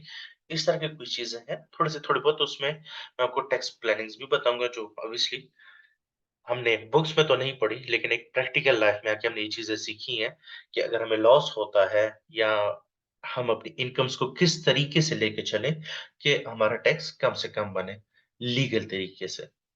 ठीक है? वो 2 टर्म्स हमारे टैक्स में नॉर्मली यूज़ होती है ना, एक टैक्स अवॉइडेंस होती है, अवॉइड करना टैक्स, एक होता है टैक्स एवेज़न। अब टैक्स अवॉइडेंस जो है ना, अवॉइड करना, वो लीगल है और वो हलाल भी है, अगर इस्लामिक पॉइंट ऑफ व्यू से आपसे कहूँ। और टैक्स एवेज़न, टैक्स चोरी करना, वो हराम भी है और इल्लीगल भी है। और यूके में टैक्स चोरी करना क्रिमिनल ऑफेंस कहलाता है, फॉर योर काइंड इन्फॉर्मेशन। तो ये सारी चीज़ हम देखेंगे इंशाल्लाह बीच में। कैपिटल अलाउंसेस, ये एक बड़ी ही इंटरेस्टिंग चीज़ होती है हमारे टॉपिक में। ये हमारे पर्सनल टैक्स में भी आती है और कॉर्पोरेशन टैक्सेशन में भी आती है, कंपनीज़ के लिए भी अप्लाई होती है। अगर आपका कोई इंडिविजुअल का बिज़नेस है, तो उसमें भी कैपिटल अलाउंसेस इसका एक बहुत बड़ा रोल होता है। काफ़ी इंसेंटिव मिल जाता है आपको इस चीज़ से और कंपनीज़ को भी इसका बहुत अच्छे से फ़ायदा उठाते हैं। तो इसको हम एक डिटेल में देखेंगे, इसको अंडरस्टैंड करेंगे। इंशाल्लाह आपको मैं चीज़ ऐसे प्रेज़ेंट करूँगा कि मसला कोई नहीं आएगा। अभी तक नहीं आया, इंशाल्लाह आइंदा भी नहीं आएगा। इतना मेरा खुद पे कॉन्फिडेंस है, टेंशन ना लें। पार्टनरशिप इनकम टैक्स रिटर्न कैसे होती है? पार्टनरशिप अगर है, उसको हम किस तरीके से लेके चलेंगे? क्या-क्या चीज़ें हमने देखनी होंगी? Each and everything. Trading losses, same वही चीज़ अगर हम हमारे बिज़नेस में, पार्टनरशिप में या हमारी रेंटल इनकम में अगर हमें लॉस होता है, तो हम उन लॉसेस को किस तरीके से टैकल कर सकते हैं, उनसे हम बेनिफिट किस तरीके से ले सकते हैं। पेंशन, जो अक्सर अब हमारे बुजुर्ग या हमारे वालिद भी या थे, उनकी वो पेंशन आती थी। तो पाकिस्तान का तो मुझे ऐसा कुछ आइडिया नहीं है, लेकिन यूके में वो टैक्सेबल होती है, ठीक है? तो आप अगर एल्डरली एज में चले जाते हैं और आपको स्टेट की तरफ से पेंशन मिलती है या आपने कोई प्राइवेट पेंशन अपनी ड्यूरिंग एम्प्लॉयमेंट की थी और आपको पेंशन की इनकम मिलती है, तो वो भी टैक्सेबल होती है। तो ये कुछ भी नहीं है आजकल। हर एक चीज़ पे ऐसे टैक्स है ना, टेंशन नहीं लेनी है, तबीयत आज़ाद हो जाएगी आपकी उनकी टैक्सेस देख के। National insurance tax, there types and implications. National insurance tax क्या है? अगर मैं आपको देसी ज़ुबान में समझा दूँ, तो जो हमारी सैलरीज़ पे टैक्स कटता है ना, पाकिस्तान में, जब हम एफबीआर को हर महीने जमा कराते हैं आपकी कंपनी या आपका एम्प्लॉयर, तो यूके में जो आपकी सैलरी से हर महीने जो टैक्स कटता है, उसे हम बोलते हैं नेशनल इंश्योरेंस कंट्रीब्यूशन, एनआईसी हम उसे बोलते हैं। तो इसकी क्या रूल्स रेगुलेशन है? किस बेसिस पे आपको टैक्स लगता है? क्या-क्या चीज़ें आपको कंसिडर करनी पड़ती हैं? तो ये सारी चीज़ें हम करेंगे। कैपिटल गेन्स टैक्स, ये एक बहुत मज़े का टॉपिक है। ये कंपनीज़ के लिए भी अप्लाई होता है और एक इंडिविजुअल के लिए भी। अगर आपका लेट्स से अगर आपका कोई घर है, ठीक है? वो घर आपने बेचा है, तो नॉर्मली अगर आप पाकिस्तान में भी देखिए, अगर आपने 3 साल पहले एक घर खरीदा है, लेट्स से मैं कहते हैं 1 करोड़ का खरीदा है, तो आज की तारीख में वो आराम से 20-30 लाख रुपए ऊपर का बिकता है, ठीक है? तो आपको 20-30 लाख का प्रॉफ़िट हो जाता है। तो उस 20-30 लाख प्रॉफ़िट पे अगर आप 20% टैक्स भी लगाओ, तो अच्छा खासा टैक्स बन जाता है। तो भई कैपिटल गेन टैक्सेस कैसे होते हैं? क्या हमें कोई रिलीफ उसमें अवेलेबल है? अगर अवेलेबल है तो कितना रिलीफ मिल सकता है? किन बेसिस पे मिल सकता है? तो ये सारी चीज़ें इंशाल्लाह हम कवर करेंगे। सेम गोज़ फॉर, अगर मैं आपको कंपनीज़ पर्सपेक्टिव से बताऊँ, तो each and everything, companies accounts कैसे बनते हैं, उस पे टैक्सेस कैसे कैलकुलेट होते हैं, जितने किस्म की कंपनीज़ की इनकम्स होती हैं, ईच एंड एवरीथिंग हम करेंगे। अगर आपकी फॉरेन इनकम आती है, अच्छा फॉरेन इनकम हम इंडिविजुअल में भी कंसिडर करेंगे। अगर हमें हम इंडिविजुअल की भी अगर कोई फॉरेन इनकम है, तो वो उसपे कितना टैक्स लगता है, किस बेसिस पे लगता है, ये सारी चीज़ें हम कवर करेंगे। Same goes for companies. अगर कंपनीज़ ओवरसीज़ ट्रेड कर रही है और ओवरसीज़ सेल्स आ रही है, प्रॉफिट आ रहे हैं, इनकम आ रही है या कोई डिविडेंड, इन्वेस्टमेंट इनकम आ रही है, तो नाज़रीन व हाज़रीन, उन पे किस तरह के टैक्सेस लगते हैं, उसको भी हम छेड़ेंगे। वही चार्जेबल गेन्स जो आपको बता रहा हूँ, कैपिटल गेन टैक्स। अगर कंपनीज़ कोई कैपिटल गेन टैक्स करती है, अपना कोई एसेट बेचती है या अपनी कोई प्रॉपर्टी बेचती है या कोई अपना वेयर हाउस बेचती है या कोई अपनी बिल्डिंग बेचती है, गाड़ी बेचती है, उस पे अगर उनको कोई गेन होता है, तो कंपनीज को कितना टैक्स देना पड़ेगा और उसकी क्या रूल्स हैं, क्या क्या किन-किन चीज़ों का आप लोगों ने ख्याल रखना है, ये सारी चीज़ें हम कवर करेंगे। रिसर्च एंड डेवलपमेंट, इस पे भी हम आएँगे। कंसोर्शियम, इसको भी हम देखेंगे। Overseas aspect of corporation tax, अगर आपकी कंपनी यूके से बाहर है। अच्छा, एक चीज़ आप लोगों ने ध्यान रखना है, हम जब भी क्लास में होंगे तो आप लोगों ने अज़्यूम करना है कि आप यूके में बैठे हैं, ठीक है? आप लोगों ने अज़्यूम करना है कि आप यूके में देखिए बैठे हुए हैं, तो आप लोग चीज़ों को यूके, अगर मैं कहता हूँ ना ओवरसीज़, तो पाकिस्तान से ओवरसीज़ हम बात नहीं करेंगे, वो हम बात करेंगे कि यूके से ओवरसीज़। हम यूके में बैठे हुए हैं, तो हमारे लिए यूके के अलावा जो कंट्रीज़ है, वो हमारे लिए ओवरसीज़ हैं। तो अगर मैं यहाँ बात करूँ overseas aspect of corporation tax, तो मतलब यूके से बाहर जो कंट्रीज़ हैं, उनके, अगर उनके साथ हमारा ट्रेड करें, उनसे हम परचेज़िंग करें, सेल्स करें, प्रॉफ़िट आ रही है, कोई डिविडेंड आ रहा है, कोई इनकम आ रही है, तो वो कंपनीज़ के लिए किस तरह टैक्सेबल होती है, ये सारी चीज़ें हम देखेंगे। और प्रैक्टिकल एग्ज़ाम्पल जिस तरह मैंने आप लोग से डिस्कस किया कि ऑब्वियसली हम एक फुल फ्लेज अकाउंट्स बनाएँगे और उसपे हम कॉर्पोरेशन टैक्स रिटर्न भी बनाएँगे। आप लोग को भी बनवाऊँगा इंशाल्लाह। तो ये सारी चीज़ें हम कवर करेंगे। हमारा लास्ट और मेन टॉपिक जो होगा, वैल्यू एडेड टैक्स। ये अगर मैं आपको प्यारे भाई प्रैक्टिकली अगर बताऊँ आप लोग को मैं, तो सबसे ज़्यादा काम वैट का होता है, ठीक है? अगर मैं आपको फर्म के पर्सपेक्टिव से बताऊँ, हमारे पास सबसे ज़्यादा काम वैट का आता है, वैल्यू एडेड टैक्स का। क्योंकि ज़ाहिर बात है, चाहे जो भी बिज़नेस या कंपनी वैट के लिए रजिस्टर्ड होती है, उसने हर 3 महीने बाद वैट रिटर्न एचएमआरसी को सबमिट करनी होती है। अब अगर हम अकाउंट्स की बात करें या पर्सनल टैक्सेशन की बात करें, तो वो तो साल में 1 दफ़ा होती है। लेकिन वैट जो है ना, हर महीने, अभी तो चूँकि इन्होंने एमटीडी कर दिया है, मेकिंग टैक्स डिजिटल कर दिया, अब तो मंथली पे भी काफ़ी ज़्यादा क्लाइंट्स आपको आपको मिलेंगे। But 95% clients quarterly VAT submit करते हैं, हर 3 महीने बाद अपनी वैट रिटर्न सबमिट करते हैं। वैट रिटर्न होती कैसे है? सेल्स टैक्स यूके में कैसे लगता है? क्या-क्या रूल्स हैं? क्या-क्या वैट रेट्स हैं? ज़ीरो रेटेड है, एग्ज़ेम्प्ट है, नो वीएटी है, स्टैंडर्ड रेटेड है, रिड्यूस्ड रेटेड है, रिवर्स चार्ज रेट है। डिफरेंट तरीके की सेल्स और परचेज़ेज़ होती हैं। किस बेसिस पे होती हैं? ये सारी चीज़ें हम इंशाल्लाह इस कोर्स में कवर करेंगे। इनकी आइडेंटिफ़िकेशन, किस बेसिस पे इन पे ये टैक्स रेट अप्लाई होता है, ये सारी चीज़ें हम देखेंगे। ठीक है ब्रदर? उसमें फिर काफ़ी उसके रजिस्ट्रेशन क्राइटेरियाज़ क्या हैं भई? क्या आप अपनी मर्ज़ी से वैट के लिए रजिस्टर होंगे या कंपल्सरी वैट रजिस्टर होंगे? ये इसके अपने रूल्स एंड रेगुलेशंस हैं, क्या-क्या थ्रेशोल्ड्स हैं हमारे पास, ये सारी चीज़ें हम कवर करेंगे इंशाल्लाह। वैट की स्कीम कौन-कौन सी है? काफ़ी तरह की स्कीम्स है, कैश बेसिस है, एक्रूअल बेसिस है, फ्लैट रेट स्कीम है, अ, उसके अलावा मार्जिनल स्कीम है। तो काफ़ी तरह की हमारे पास स्कीम्स हैं। हमारा फ़ोकस होगा कि हम उन चीज़ों पे ज़्यादा अपनी ग्रिप कवर करें, जो प्रैक्टिकली आपको ज़्यादा देखने को मिलती हैं। तो इंशाल्लाह ये सारी चीज़ें हम करेंगे और हम ये तीनों सिनेरियोज़ में, चाहे वो इंडिविजुअल हो, कंपनीज़ हो या हम अगर वैट को देखेंगे, यूके में अगर आप टैक्सेस वक़्त पे नहीं जमा कराते, तो आपको बड़ी मज़ेदार सी पेनल्टी पड़ती है और अच्छी खासी पड़ती है, कि बंदे की तबीयत आज़ाद हो जाती है। और अगर पेनल्टी आपको पड़ गई है और आपने फिर भी जमा नहीं कराई है, तो उस पेनल्टी के ऊपर इंटरेस्ट भी चार्ज होना शुरू हो जाता है। सही है, जुर्माना है, जुर्माने के ऊपर इंटरेस्ट भी चार्ज होना शुरू हो जाता है, तो एक बार बंदा सोचता है टैक्सेस ना जमा कराने के लिए। मुझे अभी भी याद है, हमने एक क्लाइंट की मैंने टैक्स रिटर्न की थी। उसने 6 सालों से टैक्स रिटर्न जमा नहीं कराई थी।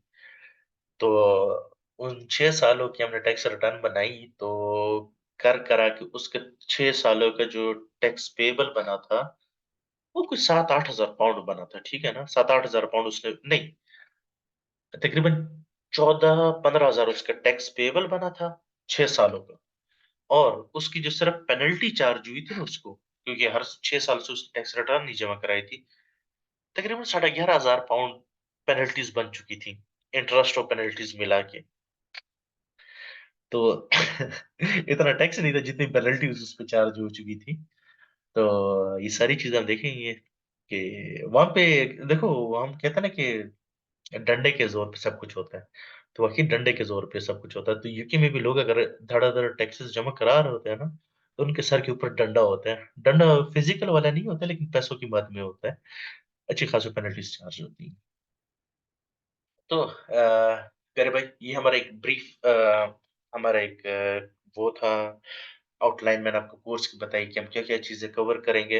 एंड टू बी ऑनेस्ट, मैं मेरी बड़ी एक्सपेक्टेशन होती है क्लास से कि वो मुझसे डिफरेंट तरीके के क्वेश्चंस पूछे। तो I will highly appreciate you guys कि आप लोग अपने क्वेश्चंस मेरे तक लाएँ। अच्छा, मैं थोड़ा-सा आप लोग को ये गाइड करना चाहूँगा कि इस कोर्स से आपको फ़ायदा क्या होगा? फर्स्ट ऑफ ऑल तो ये बस चीज़ है हमारे कि साथ तो जो भी आता है दरगाह में सॉरी, पार करके जाता है। सैम साहब, kindly mic. A,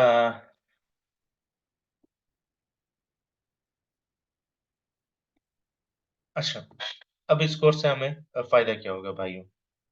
first of all ये है, अगर आप यूके टैक्सेशन, अब आपने अगर देखो तो पाकिस्तान में काफ़ी ज़्यादा फर्म्स हो गई हैं, ठीक है?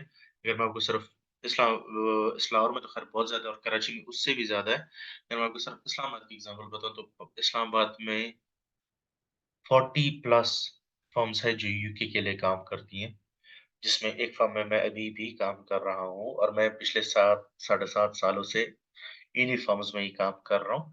तो ये एक अच्छा वैल्यू एड्स चीज़ आप लोग के लिए होगी क्योंकि देखो ये आपको भी अच्छे से पता है कि बुकिश नॉलेज तो सही है, मानता हूँ मैं चलती है, हर जगह चलती है, लेकिन प्रैक्टिकल नॉलेज जो है ना वो ज़्यादा मैटर करती है प्रोफेशनल लाइफ में। तो ये मैं आपको इससे आपको बहुत हेल्प मिलेगी। ठीक है? अगर आप किसी जॉब के लिए जाते हैं, ज़ाहिर-सी बात है आपको टैक्सेस आपने देखे हुए हैं, नॉर्मली वो आपसे क्वेश्चन्स भी उसी तरह के ही करते हैं, जो एक अब अगर मैं हम खुद ही भी इंटरव्यूज़ कंडक्ट करते रहते हैं, तो हम नॉर्मली वही क्वेश्चन्स स्टूडेंट्स कह रहा हूँ, कैंडिडेट्स पूछते हैं, जो हमारे रूटीन की चीज़ें होती हैं। अगर हम टैक्सेस के बारे में पूछे, तो हम एम्प्लॉयमेंट इनकम के टैक्सेस पूछ लिए, कभी क्या रूल्स होते हैं, क्या रेट्स होते हैं, फलाँ-ढिमका का, ये सारी चीज़ें। कंपनीज़ का होता है, तो कंपनीज़ के बारे में, टैक्सेस के बारे में पूछ लिया, इस तरह की चीज़ें हम पूछते हैं। अब उससे मैं ऐसी चीज़ पूछने का फ़ायदा नहीं है, जो हम यहाँ पे करते ही नहीं हैं, ठीक है?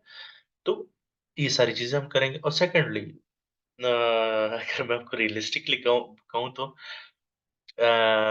लोग इतनी फर्म्स में जॉब करके नहीं कमा रहे जितना ऑनलाइन इन चीज़ों से ये लोग कमा रहे हैं। अगर आप कभी वैसे फाइवर पे जाएँ या अपवर्क वगैरह पे जाएँ, तो आप सिर्फ लिखिए ना कि यूके टैक्सेस या यूके कॉर्पोरेशन टैक्स वगैरह ना, तो आपको दुनिया भर के पाकिस्तानी लोग नज़र आएँगे। क्यों? क्योंकि ज़ाहिर बात है, उन्होंने इन फर्म्स में काम किया होता है या इस तरह के कोर्सेज़ लिए होते हैं या पढ़े होते हैं, उन्होंने चीज़ें सीखी होती हैं और वो ऑनलाइन ये सारी सर्विसेज़ प्रोवाइड कर रहे होते हैं। तो उम बहुत इस तरफ तो ख़ैर बहुत ज़्यादा लोगों का रुझान है। अगर सच पूछे ना मुझसे तो फ़र्म्स से लोग अपनी सैलरी से इतना अल्हम्दुलिल्लाह नहीं कमा रहे होते हैं माशाअल्लाह से, जितना वो अपनी साइड इनकम कमा रहे होते हैं इन चीज़ों से। गाइज़ ये हमारा एक छोटा और ब्रीफ सा हमारा एक सेशन था हमारे कोर्स के बारे में। Thank you so much you guys were too professional during the lecture. आप बड़े काम रहे, सारी बातें सुनी। अब जहाँ आप लोगों ने इतनी बातें सुन ली हैं मेरी, तो अब ज़ाहिर-सी बात है मेरे भी फ़र्ज़ बनता है आप लोग की बातें सुनने का। तो आप लोगों से आप लोग के किस तरह के क्वेश्चन्स हो सकते हैं, तो प्लीज़ आप अपना पूछ सकते हैं क्वेश्चन बट हमारा क्वेश्चन पूछने का एक मैकेनिज़्म होता है, चाहे वो अभी है या ऑनवर्ड क्लासेस में हो। आपका कोई भी क्वेश्चन हो तो प्लीज़ हमारे पास एक रेज़ हैंड का ऑप्शन होता है आपके पास ज़ूम में। आप वो रेज़ हैंड करेंगे एंड ऑब्वियसली मेरे पास शो हो रहा होता है कि किसका क्वेश्चन है। तो मैं आपका नाम कॉल करूँगा, आप अपना माइक अनम्यूट करेंगे एंड देन आप अपना क्वेश्चन पूछ सकते हैं। अच्छा हमारे साथ नवाज़ साहब थे, उन्होंने काफ़ी टाइम से रेज़ हैंड किया हुआ था, वो अगर अपना क्वेश्चन पूछना चाहे तो प्लीज़।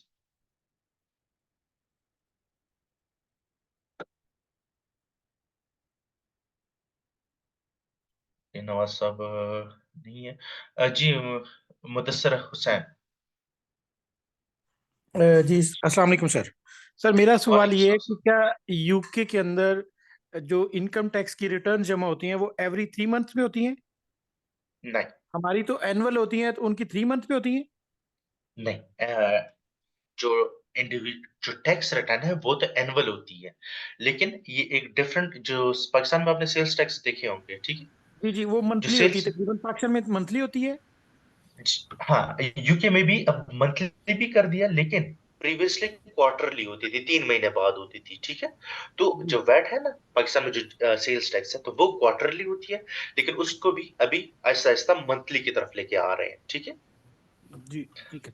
अच्छा एक चीज़ जहाँ एक तक चीज़ कंपनी की टैक्स रिटर्न की बात है या इंडिविजुअल की टैक्स रिटर्न की बात है, तो वो एनुअल ही है, ठीक? क्या यूके के अंदर टैक्स का काम करने के लिए कोई हमें अपनी फर्म रजिस्टर्ड करवाने की ज़रूरत होती है? कंपनी रजिस्टर्ड करवाने की ज़रूरत पड़ती है या इंडिविजुअल भी हम कर सकते हैं? सॉरी ये दुनिया जान मैं आप चेक कीजिएगा आज कभी फारिग हुए ना तो फाइवर पे या अपवर्क या इस तरह की जो फ्रीलांसिंग ऐप्स है ना, इस पे ज़रा यूके टैक्सेशन या यूके इंडिव टैक्स रिटर्न ये सर्च कीजिएगा, आपको खुद ही पता लग जाएगा कितने पाकिस्तानी बैठे हैं। नहीं, वो सर मुझे मुझे आइडिया इस चीज़ का है, जी, इस चीज़ का मुझे आइडिया है, लेकिन मेरा सवाल ये है, क्या क्योंकि ज़्यादातर मैंने चेक किया है कि वो चार्टर्ड अकाउंटेंट कंपनीज को ही मतलब कि प्रेफर करते हैं कि ये हमारी रिटर्न्स को, टैक्स के मामलात को देखें, जो जो कि पाकिस्तान यूके के अंदर मौजूद होनी चाहिए या ऑनलाइन होनी चाहिए। लेकिन इस अच्छा कोर्स का फिर हमें क्या बेनिफिट होगा कि अगर चार्टर्ड कंपनीज को ही वो हायर करते हैं, तो फिर हमें इस कोर्स का फायदा बेनिफिट क्या होगा? ये आपको बड़ा अच्छा क्वेश्चन है। बात ऐसी नहीं होती है जो आप कह रहे हैं, बिल्कुल टू सम एक्सटेंट आप सही कह रहे हैं, बट ये 100% रियलिटी नहीं है। देखें, जहाँ तक बात है फर्म्स की, अगर हम आप पाकिस्तान में जितने भी यूके की फर्म्स हैं, ठीक है? इनके 2 मैकेनिज्म होते हैं, ठीक है?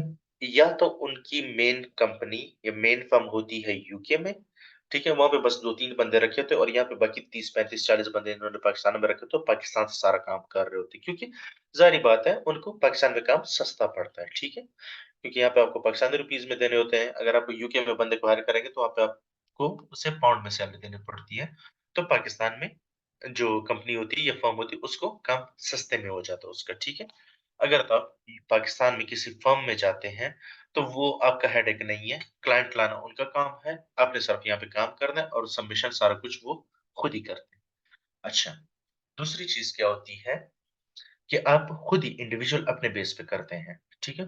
तो आपको इस तरह अगर आप अब मैं हम लोग चूँकि ये चीज़ें कर रहे होते हैं, तो अगर आप सिर्फ फ्रीलांसिंग पे जो प्लेटफ़ॉर्म्स अगर उसमें मैं आपको बात करूँ, तो इतनी जॉब्स इसकी आ रही होती हैं। कोई कहता है भाई जी मैंने कॉर्पोरेशन टैक्स रिटर्न बनानी है, कोई कहता है मैंने इंडिविजुअल टैक्स रिटर्न बनानी है, कोई कहता है जी मैंने वैट रिटर्न बनानी है, ठीक है? ये सारी चीज़ें आ रही होती हैं। अच्छा, वैट रिटर्न आप कैसे सबमिट करते हैं? ज़ाहिर-सी बात है उस जो क्लाइंट है, उसके पास अपना कोई सॉफ्टवेयर होगा जिस पे वो अपनी बुक कीपिंग कर रहा होता है। तो वो जब लेट्स से आप उसके साथ आप एग्री हो जाते हो, तो वो क्या करता है वो आपको अपने अपने सॉफ्टवेयर की एक्सेस देता है और आप उसके सॉफ्टवेयर पे उसकी वैट रिटर्न प्रिपेयर करते हो और उसी के सॉफ्टवेयर से ही उसकी वैट रिटर्न आप सबमिट करते हो।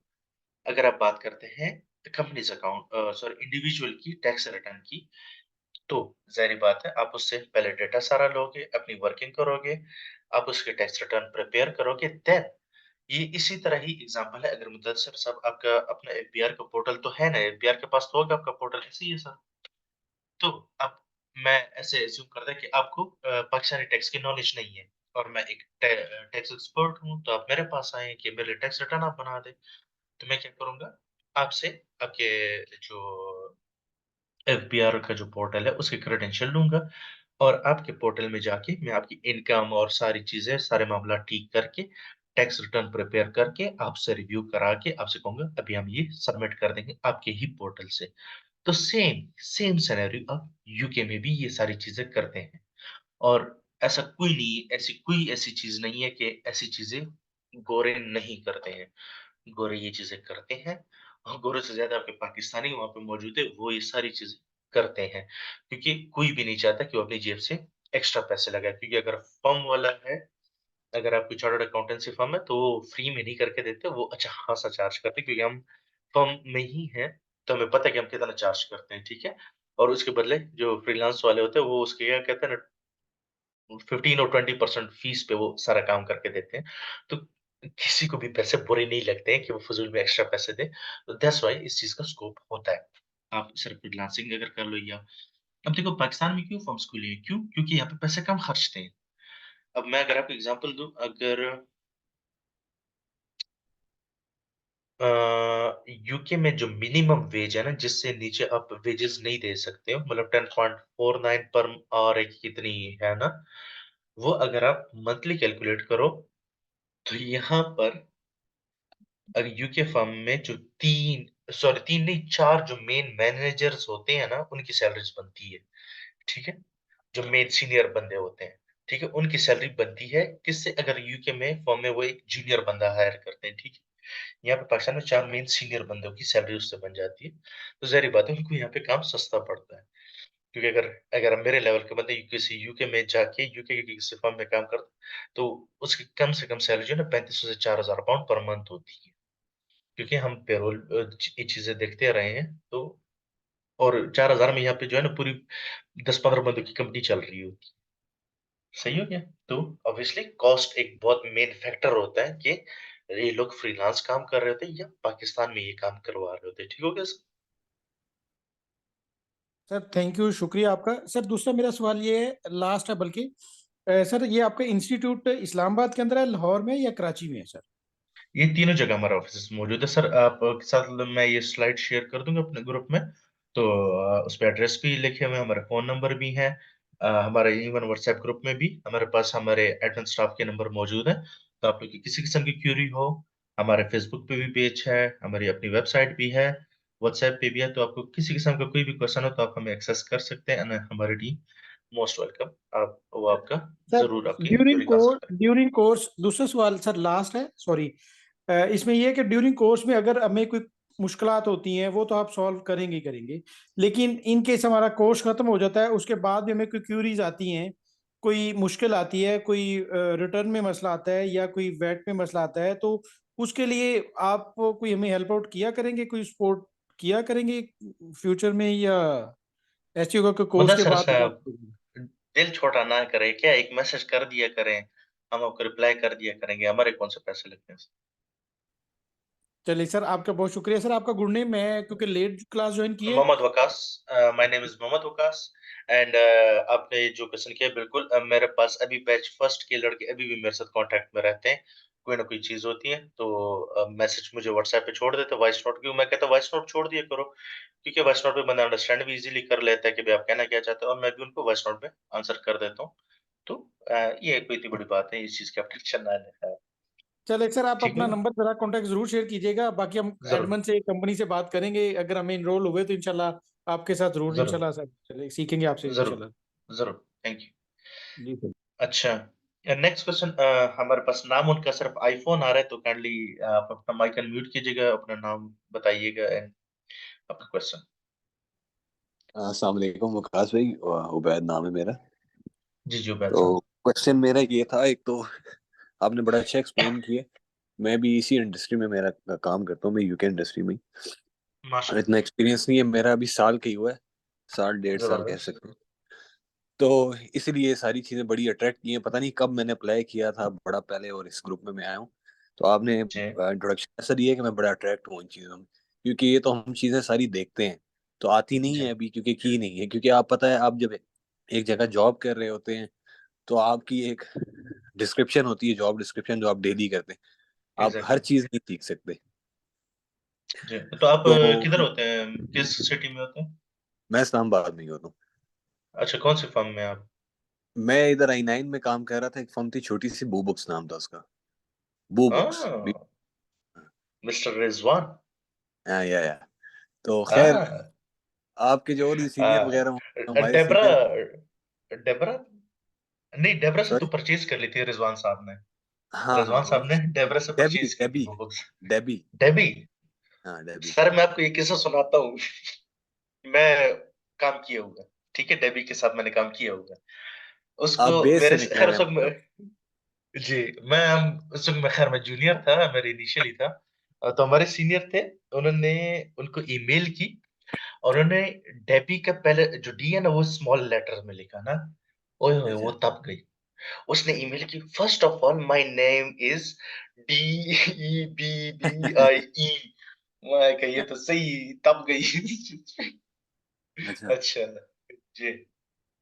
तो वहां से खैर मैंने अभी छोड़ दिया है। अच्छा। आ, कुछ वैसी रीजंस थी, मैं नहीं था खुश वहां पे, क्योंकि मेरी मैं वहां से ग्रोथ नहीं हो रही थी। मैंने एक क्लाइंट संभाला हुआ था उनका, उसकी बुक कीपिंग हम्म डेली एक ही जॉब थी। अब आपको पता है कि जब एक क्लाइंट संभला हुआ होता है और दे वर पेइंग हिम मतलब गुड मनी, और उनका अच्छा चल रहा था सब, लेकिन मैं ऑक्युपाइड था और मेरी हम्म। आगे ग्रोथ नहीं हो रही थी। मतलब मुझे अकाउंट्स की तरफ जाना था, मैं VATs कर रहा था, लेकिन मैं बुक कीपिंग में स्टक था। तो अभी खैर मुझे जी अल्लाह का शुक्र है, एक अच्छी अपॉर्चुनिटी मिली है। मैं एक दोस्त के साथ डायरेक्टली एक क्लाइंट के साथ काम कर रहा हूँ, उसका भी पेरोल हमने करना है। लेकिन सही। ये चीज अभी अभी आप जानते होंगे, मैं अब नाम ले लेता हूँ, आप वो जामी भाई को भी जानते होंगे, जमाल को। जी बिल्कुल, बहुत अच्छे से जानता हूँ।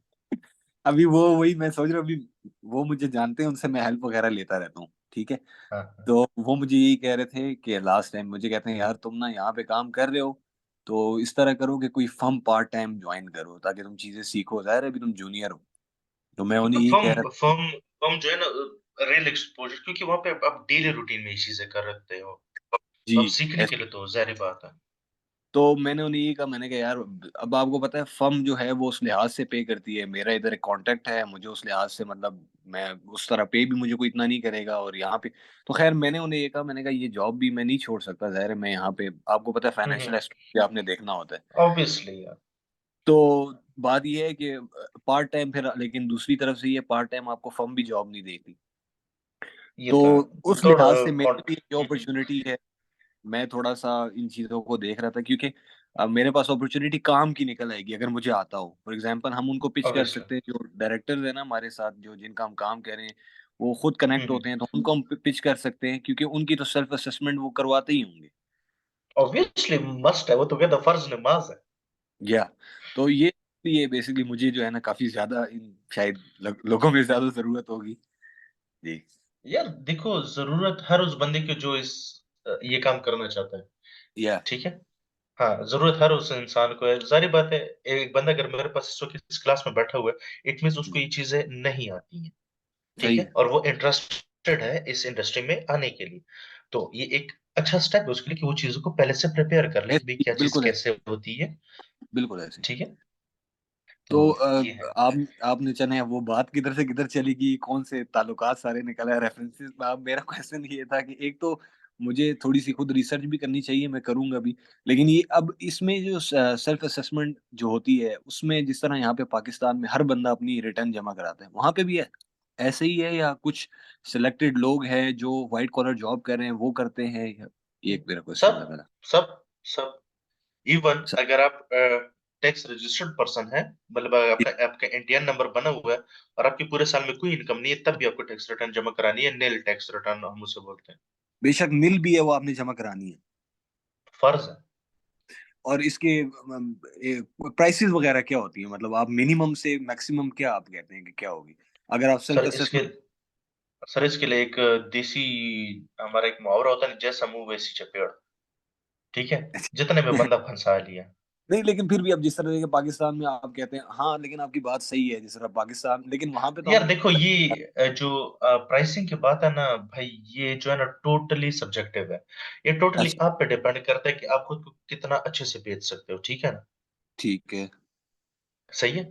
अब देखो आप एक चीज़ एक शूज़ जो है ना, अगर आप रेडी वाले से लेते हो ना, तो वो अगर वो उसकी वर्थ ज़्यादा भी आप कहोगे मैं 500 हज़ार रुपए दूँगा, लेकिन अगर वही चीज़ है ना सेंटोरस में कहीं मॉल में नहीं, लगी ये हुई तो है ना, तो एग्ज़ैक्टली आप आपकी छू बात भी नहीं ठीक करोगे। है। तो आप ये खुद तो को आप किस बिल्कुल तरह सही। प्रेज़ेंट करते हो, सारी गेम ही है। वो तो फिर उसपे अब भी है मैंने ना, जब आप उसकी इनकम देखेंगे, तो आप वहीं से असेस कर लेंगे कि भई ये इतना बंदा पैसे पे कर सकता है कि नहीं, वो आपकी बात बिल्कुल ठीक है। लेकिन मैं तो मिनिमम से सर, अब वीएटीज़ का तो मुझे फर्म वगैरह में पता है, मैंने काम किए, मुझे आइडिया है, अकाउंट्स का भी मुझे आइडिया है, बुक कीपिंग का भी मुझे, लेकिन ये सेल्फ असेसमेंट तक मैं गया नहीं हूँ बेसिकली। यार सेल्फ असेसमेंट की अगर आपको बात बताऊँ तो मैंने भाई फ्री में भी की हुई है, 50 पाउंड की भी की हुई और 1500 2000 पाउंड की भी टैक्स रिटर्न की हुई हाँ, और सेम सेम चीज़ें थी, ठीक है, कुछ डिफरेंट नहीं था। बेहतरीन। सो अब इसको हम आगे कैसे कंटिन्यू करेंगे और इसका क्या प्रोसेस, ये कुछ बता दें बस, आगे फिर और भी बहुत से लोग आपका इंतज़ार करें। देखिए, हमारा मकसद क्या होगा कि सबसे पहले जो कॉमनली यूज़्ड हमारी इनकम्स होती है, जो कि हमारे टैक्स रिटर्न में हाइलाइट होती हैं। अब देखो यार, पाकिस्तान में मुझे कितने लोग जॉब करते हैं? अंदाज़न 70-80% लोग तो जॉब करते होंगे ना? ऐसे ही। तो यूके में भी ज़ाहिर-सी बात है 50-60% लोग तो जॉब करते होंगे ना, उनकी एम्प्लॉयमेंट इनकम होगी ना। नहीं, नहीं विकास भाई, मैं ये इसका नहीं कह रहा, ये तो चलें आप कोर्स में बताएँगे, मैं हुँ। आपको ये अब कोर्स आगे जो हम प्रोसीड करेंगे उसका प्रोसेस बताइएगा, वो तो आप बताएँगे। इन टर्म्स ऑफ कि हम कोर्स को किस तरह पढ़ेंगे, क्या-क्या चीज़ें हाँ, अभी कवर ये कोर्स करेंगे? आगे सेशन कब होगा, और ये तो अभी एक डेमो सेशन था ना, वो मैं। हाँ, अब नेक्स्ट जो है ना हमारा मंडे और ट्यूसडे का हमारा सेशन होता है 9:30 बजे से लेके 11 बजे तक, 1.5 घंटे की हमारी क्लास होती है। उस क्लास में आप लाइव भी जॉइन कर सकते हैं, आपके पास उसके रिकॉर्डिंग भी आपको नेक्स्ट डे पे अवेलेबल हो जाती है, आपको पोर्टल का एक्सेस मिलता है, ठीक है? आपका अपना एक आईडी पासवर्ड होता है, वो जो लेक्चर होता है आपके पास आपके पोर्टल में अवेलेबल होता है, तो इन केस अगर आप लाइव क्लास नहीं ले सकते, तो आप नेक्स्ट डे पे और रिकॉर्डेड लेक्चर पढ़ सकते हैं and if you have any question कोई कंसर्न तो नेक्स्ट क्लास में जब आप लाइव क्लास में आप आएंगे तो प्लीज आप अपना क्वेश्चन जरूर पूछ सकते हैं and I will be more than happy to answer your question. तो ये सारी अपडेट्स ग्रुप में आ जाएँगी, मतलब नेक्स्ट सेक्शन। हाँ हाँ, हमारा अपना फिर व्हाट्सएप ग्रुप होता है, डेमो सेशन जब एंड हो जाता है देन हमारा अपना ग्रुप होता है, उसमें हम सारी चीजें डेटा शेयरिंग वगैरह और जितने भी आप लोग क्वेश्चंस वगैरह होते हैं तो वो सारी चीजें हमारी चलती नहीं, रहती हैं, इसके ठीक है। बाद अभी दूसरा ग्रुप बनेगा डेमो के बाद? फिलहाल तो डेमो है, अब ये तो चूंकि अब फ्री है, जारी बात, पर जो लोग एनरोल हो जाएंगे हमारे साथ, जी देन हमारा एक सेपरेट ग्रुप बनेगा, एंड देन वही उसमें मैं हमारा जो फिर प्रोसेस पूछ रहा हूँ वो एनरोल होने का प्रोसेस ही मैं आपसे पूछ रहा था। वो आपको आप काइंडली अगर आप माइंड ना कीजिए तो आप एडमिन के साथ एडमिन बेशक खुद ही भी ग्रुप में मैसेज कर लेंगे, जो ठीक एडमिन है, तो आप ठीक उनको है पर्सनल में कांटेक्ट करें, एंड देन इंशाल्लाह जो बस आगे ठीक। प्रोसीड वो खुद ही कर लेंगे, थैंक ठीक? यू, बहुत शुक्रिया वकास भाई, बहुत शुक्रिया। एनी अल्लाह टाइम हाफिज। Brother, any time. अल्लाह हाफिज। जी, इजाज़ उल हक साहब। सलामकुम जी। वालेकुम सलाम सर। अच्छा सर, मेरे दो क्वेश्चन थे कि एक ये HMRC एजेंट बनना ज़रूरी है टैक्स सबमिशन के लिए किसी के बिहाफ पे यूके में, और दूसरा कि हम ये कोर्स करने के बाद HMRC एजेंट बन सकते हैं। अच्छा, सर पहले मैं आपके पहले क्वेश्चन का जवाब दे देता हूँ। जी अ, यहाँ पे 2 बातें आती हैं सर। अगर तो जी आप एज़ अ इंडिविजुअल या एज़ अ फ्रीलांस किसी को ये सर्विसेज़ प्रोवाइड करते हैं ना, ठीक है। तो आप ऐसे ही कर आप क्या ना, मैं आपको थोड़ा बैकग्राउंड अगर जानना चाहता हूँ, आपको मैं उस रिलेटेड मैं आपको चीज़ें समझाऊँ तो ज़्यादा बेहतर हो जाए। आप मेरा क्या करते हैं सर? बैकग्राउंड तो मेरा मैं अकाउंटेंसी का खास नहीं है, बस मैं रिटर्न खुद सबमिट करता हूँ। मेरा बेटा यूके में अच्छा, है, चलो बस ये यही चाहिए था कि आपको बैरिस्टर है रिटर्न तो। सबमिशन का पता है या नहीं। अब आप जी पाकिस्तान में सर आपका एफबीआर पे अपना अकाउंट होगा, ऐसा ही है सर? जी बिल्कुल बिल्कुल है जी। अब आप ऐसे एग्जांपल ले लेते हैं कि एजाज साहब जो है ना यूके में होते हैं, ठीक है सर? एजाज साहब ने अपनी टैक्स रिटर्न जमा करा जी लिया। एजाज साहब ने मुझे हाँ कहा, जी मोहम्मद वकास को, कि हाँ जनाब जी ये मेरी टैक्स रिटर्न है, ये आपने फाइल कर दी। मैं कहूँगा जी बिल्कुल, जो रेलेवेंट डेटा होगा ठीक है मैं आपसे रिक्वेस्ट करूँगा। आपने मुझे डेटा प्रोवाइड कर दिया। अब चूँकि मैं भी एक इंडिविजुअल ठीक हूँ, है तो मैं आपसे कहूँगा कि एजाज साहब काइंडली आप ज़रा एचएमआरसी के अपने क्रेडेंशियल मेरे साथ शेयर कर लें, ठीक है? ताकि मैं आपकी टैक्स रिटर्न ठीक है प्रिपेयर बिल्कुल करके आपको दिखा दूँ। If you are agree, you are ठीक है happy, then we can proceed and ठीक है सबमिट योर टैक्स रिटर्न, ठीक है? ठीक है एक सिनेरियो तो ठीक ये हो गया। अब इसमें ठीक ना हमने कोई एजेंट का ज़िक्र किया, ना मैंने जी कुछ बिल्कुल अपने लॉगिन्स का ज़िक्र किया, वही आपके हम्म, लॉगिन्स हैं, उसी पे हमने सारा कुछ कर दिया। जी बिल्कुल बात सही आती ठीक है है फर्म्स की। अब जो ठीक है फर्म्स होती है ना सर, वो यूके हाँ में जी एचएमआरसी के पास अ, हम्म, रजिस्टर्ड होती है। रजिस्टर कैसे ठीक है होती है? हम्म, लेट्स से अगर आप लॉयर हैं और आप हम्म, हाई कोर्ट या सुप्रीम कोर्ट में अगर आप प्रैक्टिस करते हैं, तो जी ज़ाहिर-सी बात है आपको एक लाइसेंस लेना पड़ता है, ऐसा ही है सर? हाँ जी बिल्कुल अब लाइसेंस आपको तब मिलेगा जब आपने लॉ की डिग्री की होगी, ठीक है बिल्कुल सही है? तो देन जी आपको बिल्कुल हाई कोर्ट या उसका लाइसेंस मिलता है। जी अब बिल्कुल आई एम ठीक सॉरी है अगर मेरी टर्मिनोलॉजी ठीक ना हो तो नहीं आपकी नहीं माज़रत, बट ठीक है वैसे ही बिल्कुल सही है यू आर हाँ। राइट अब यूके में भी अगर मैं एक फर्म ओपन करना चाह रहा हूँ, या जिस तरह पाकिस्तान में भी जितनी भी अकाउंटेंसी फर्म है, तो वो जी आईकैप के साथ रजिस्टर्ड होती है, ऐसा ही है सर? जी बिल्कुल ऐसा ही है और आईकैप जो है वो एक अकाउंटेंसी बॉडी है। तो सेम अकाउंटेंसी बॉडी यूके है में बिल्कुल भी हम्म, यूके में भी अगर एक बंदा हम्म, अकाउंटेंसी हम्म, प्रैक्टिस बनाना चाह रहा है, फर्म बनाना चाह रहा है, जी तो उसकी क्वालिफिकेशन ऐसी होनी चाहिए जो यूके में रिकॉग्नाइज्ड हो। रिकग्नाइज्ड चाहे हो वो बिल्कुल वो अब जो बॉडीज़ जो मुझे पता है वो मैं आपको बता देता हूँ, जो top of the my head है, वो जी ईसीसीए है, आईसीएडब्ल्यू है, सीएमए है, आईसीएमए है, डिफरेंट जी बॉडीज़ हैं। तो ठीक आपकी है क्वालिफिकेशन अगर वहाँ पे इनमें से किसी बॉडी के साथ मैच रिकॉग्नाइज्ड करती है है, तो तो आप अपनी फर्म ओपन कर सकते हैं। ठीक है मेक सेंस? हाँ ठीक है मेक सेंस तो मैं तो जी, वैसे जैसे वैसे ही जिस तरह मैं उससे अपने क्रेडेंशियल ले लिए तो उसके बाद आप उसको प्रिपेयर करके उसको शो कर दें और उसके बाद आप सबमिट कर दें आपके एग्ज़ैक्टली। सही है ठीक जितने है भी आपको फ्रीलांसर नज़र आ रहे हैं ना, हाँ जी 99% यही करते हैं सर, यही करते हैं ठीक है यही अंडरस्टूड करते हैं। ठीक है अंडरस्टूड सर? ठीक thank you no worries. Thank you जी एनीवन एल्स किसी का कोई क्वेश्चन है तो प्लीज़ आप पूछ सकते हैं, नहीं तो हम फिर आज क्लास वाइंड अप करते हैं। Again, thank you so much, guys. Thanks for your time. And again, I really appreciate आप लोग बहुत प्रोफेशनल रहे क्लास में, बहुत अच्छा लगा आप लोगों से बातें करके, आपकी क्वेश्चन सुन के। Really appreciate your time, guys. I hope आप लोग को इस सेशन से कुछ ना कुछ फायदा जरूर मिला होगा, एंड आई एम होपिंग कि हम नेक्स्ट सेशन में साथ होंगे, नेक्स्ट क्लास में, सॉरी, जो कि हमारी डेमो क्लास ही होगी। तो थैंक यू गाइस, मिलते हैं इंशाल्लाह नेक्स्ट वीक। किसी किस्म का कोई क्वेश्चन हो तो प्लीज एडमिन से मेरी रिक्वेस्ट है कि वो ग्रुप में मैसेज कर दें, तो आप लोग अगर कोई क्वेश्चन हो तो आप एडमिन से डायरेक्टली कोऑर्डिनेट कर सकते हैं। एंड मिलते हैं नेक्स्ट क्लास में, तब तक के लिए इजाजत, दुआ में याद रखिएगा। अल्लाह हाफ़िज़।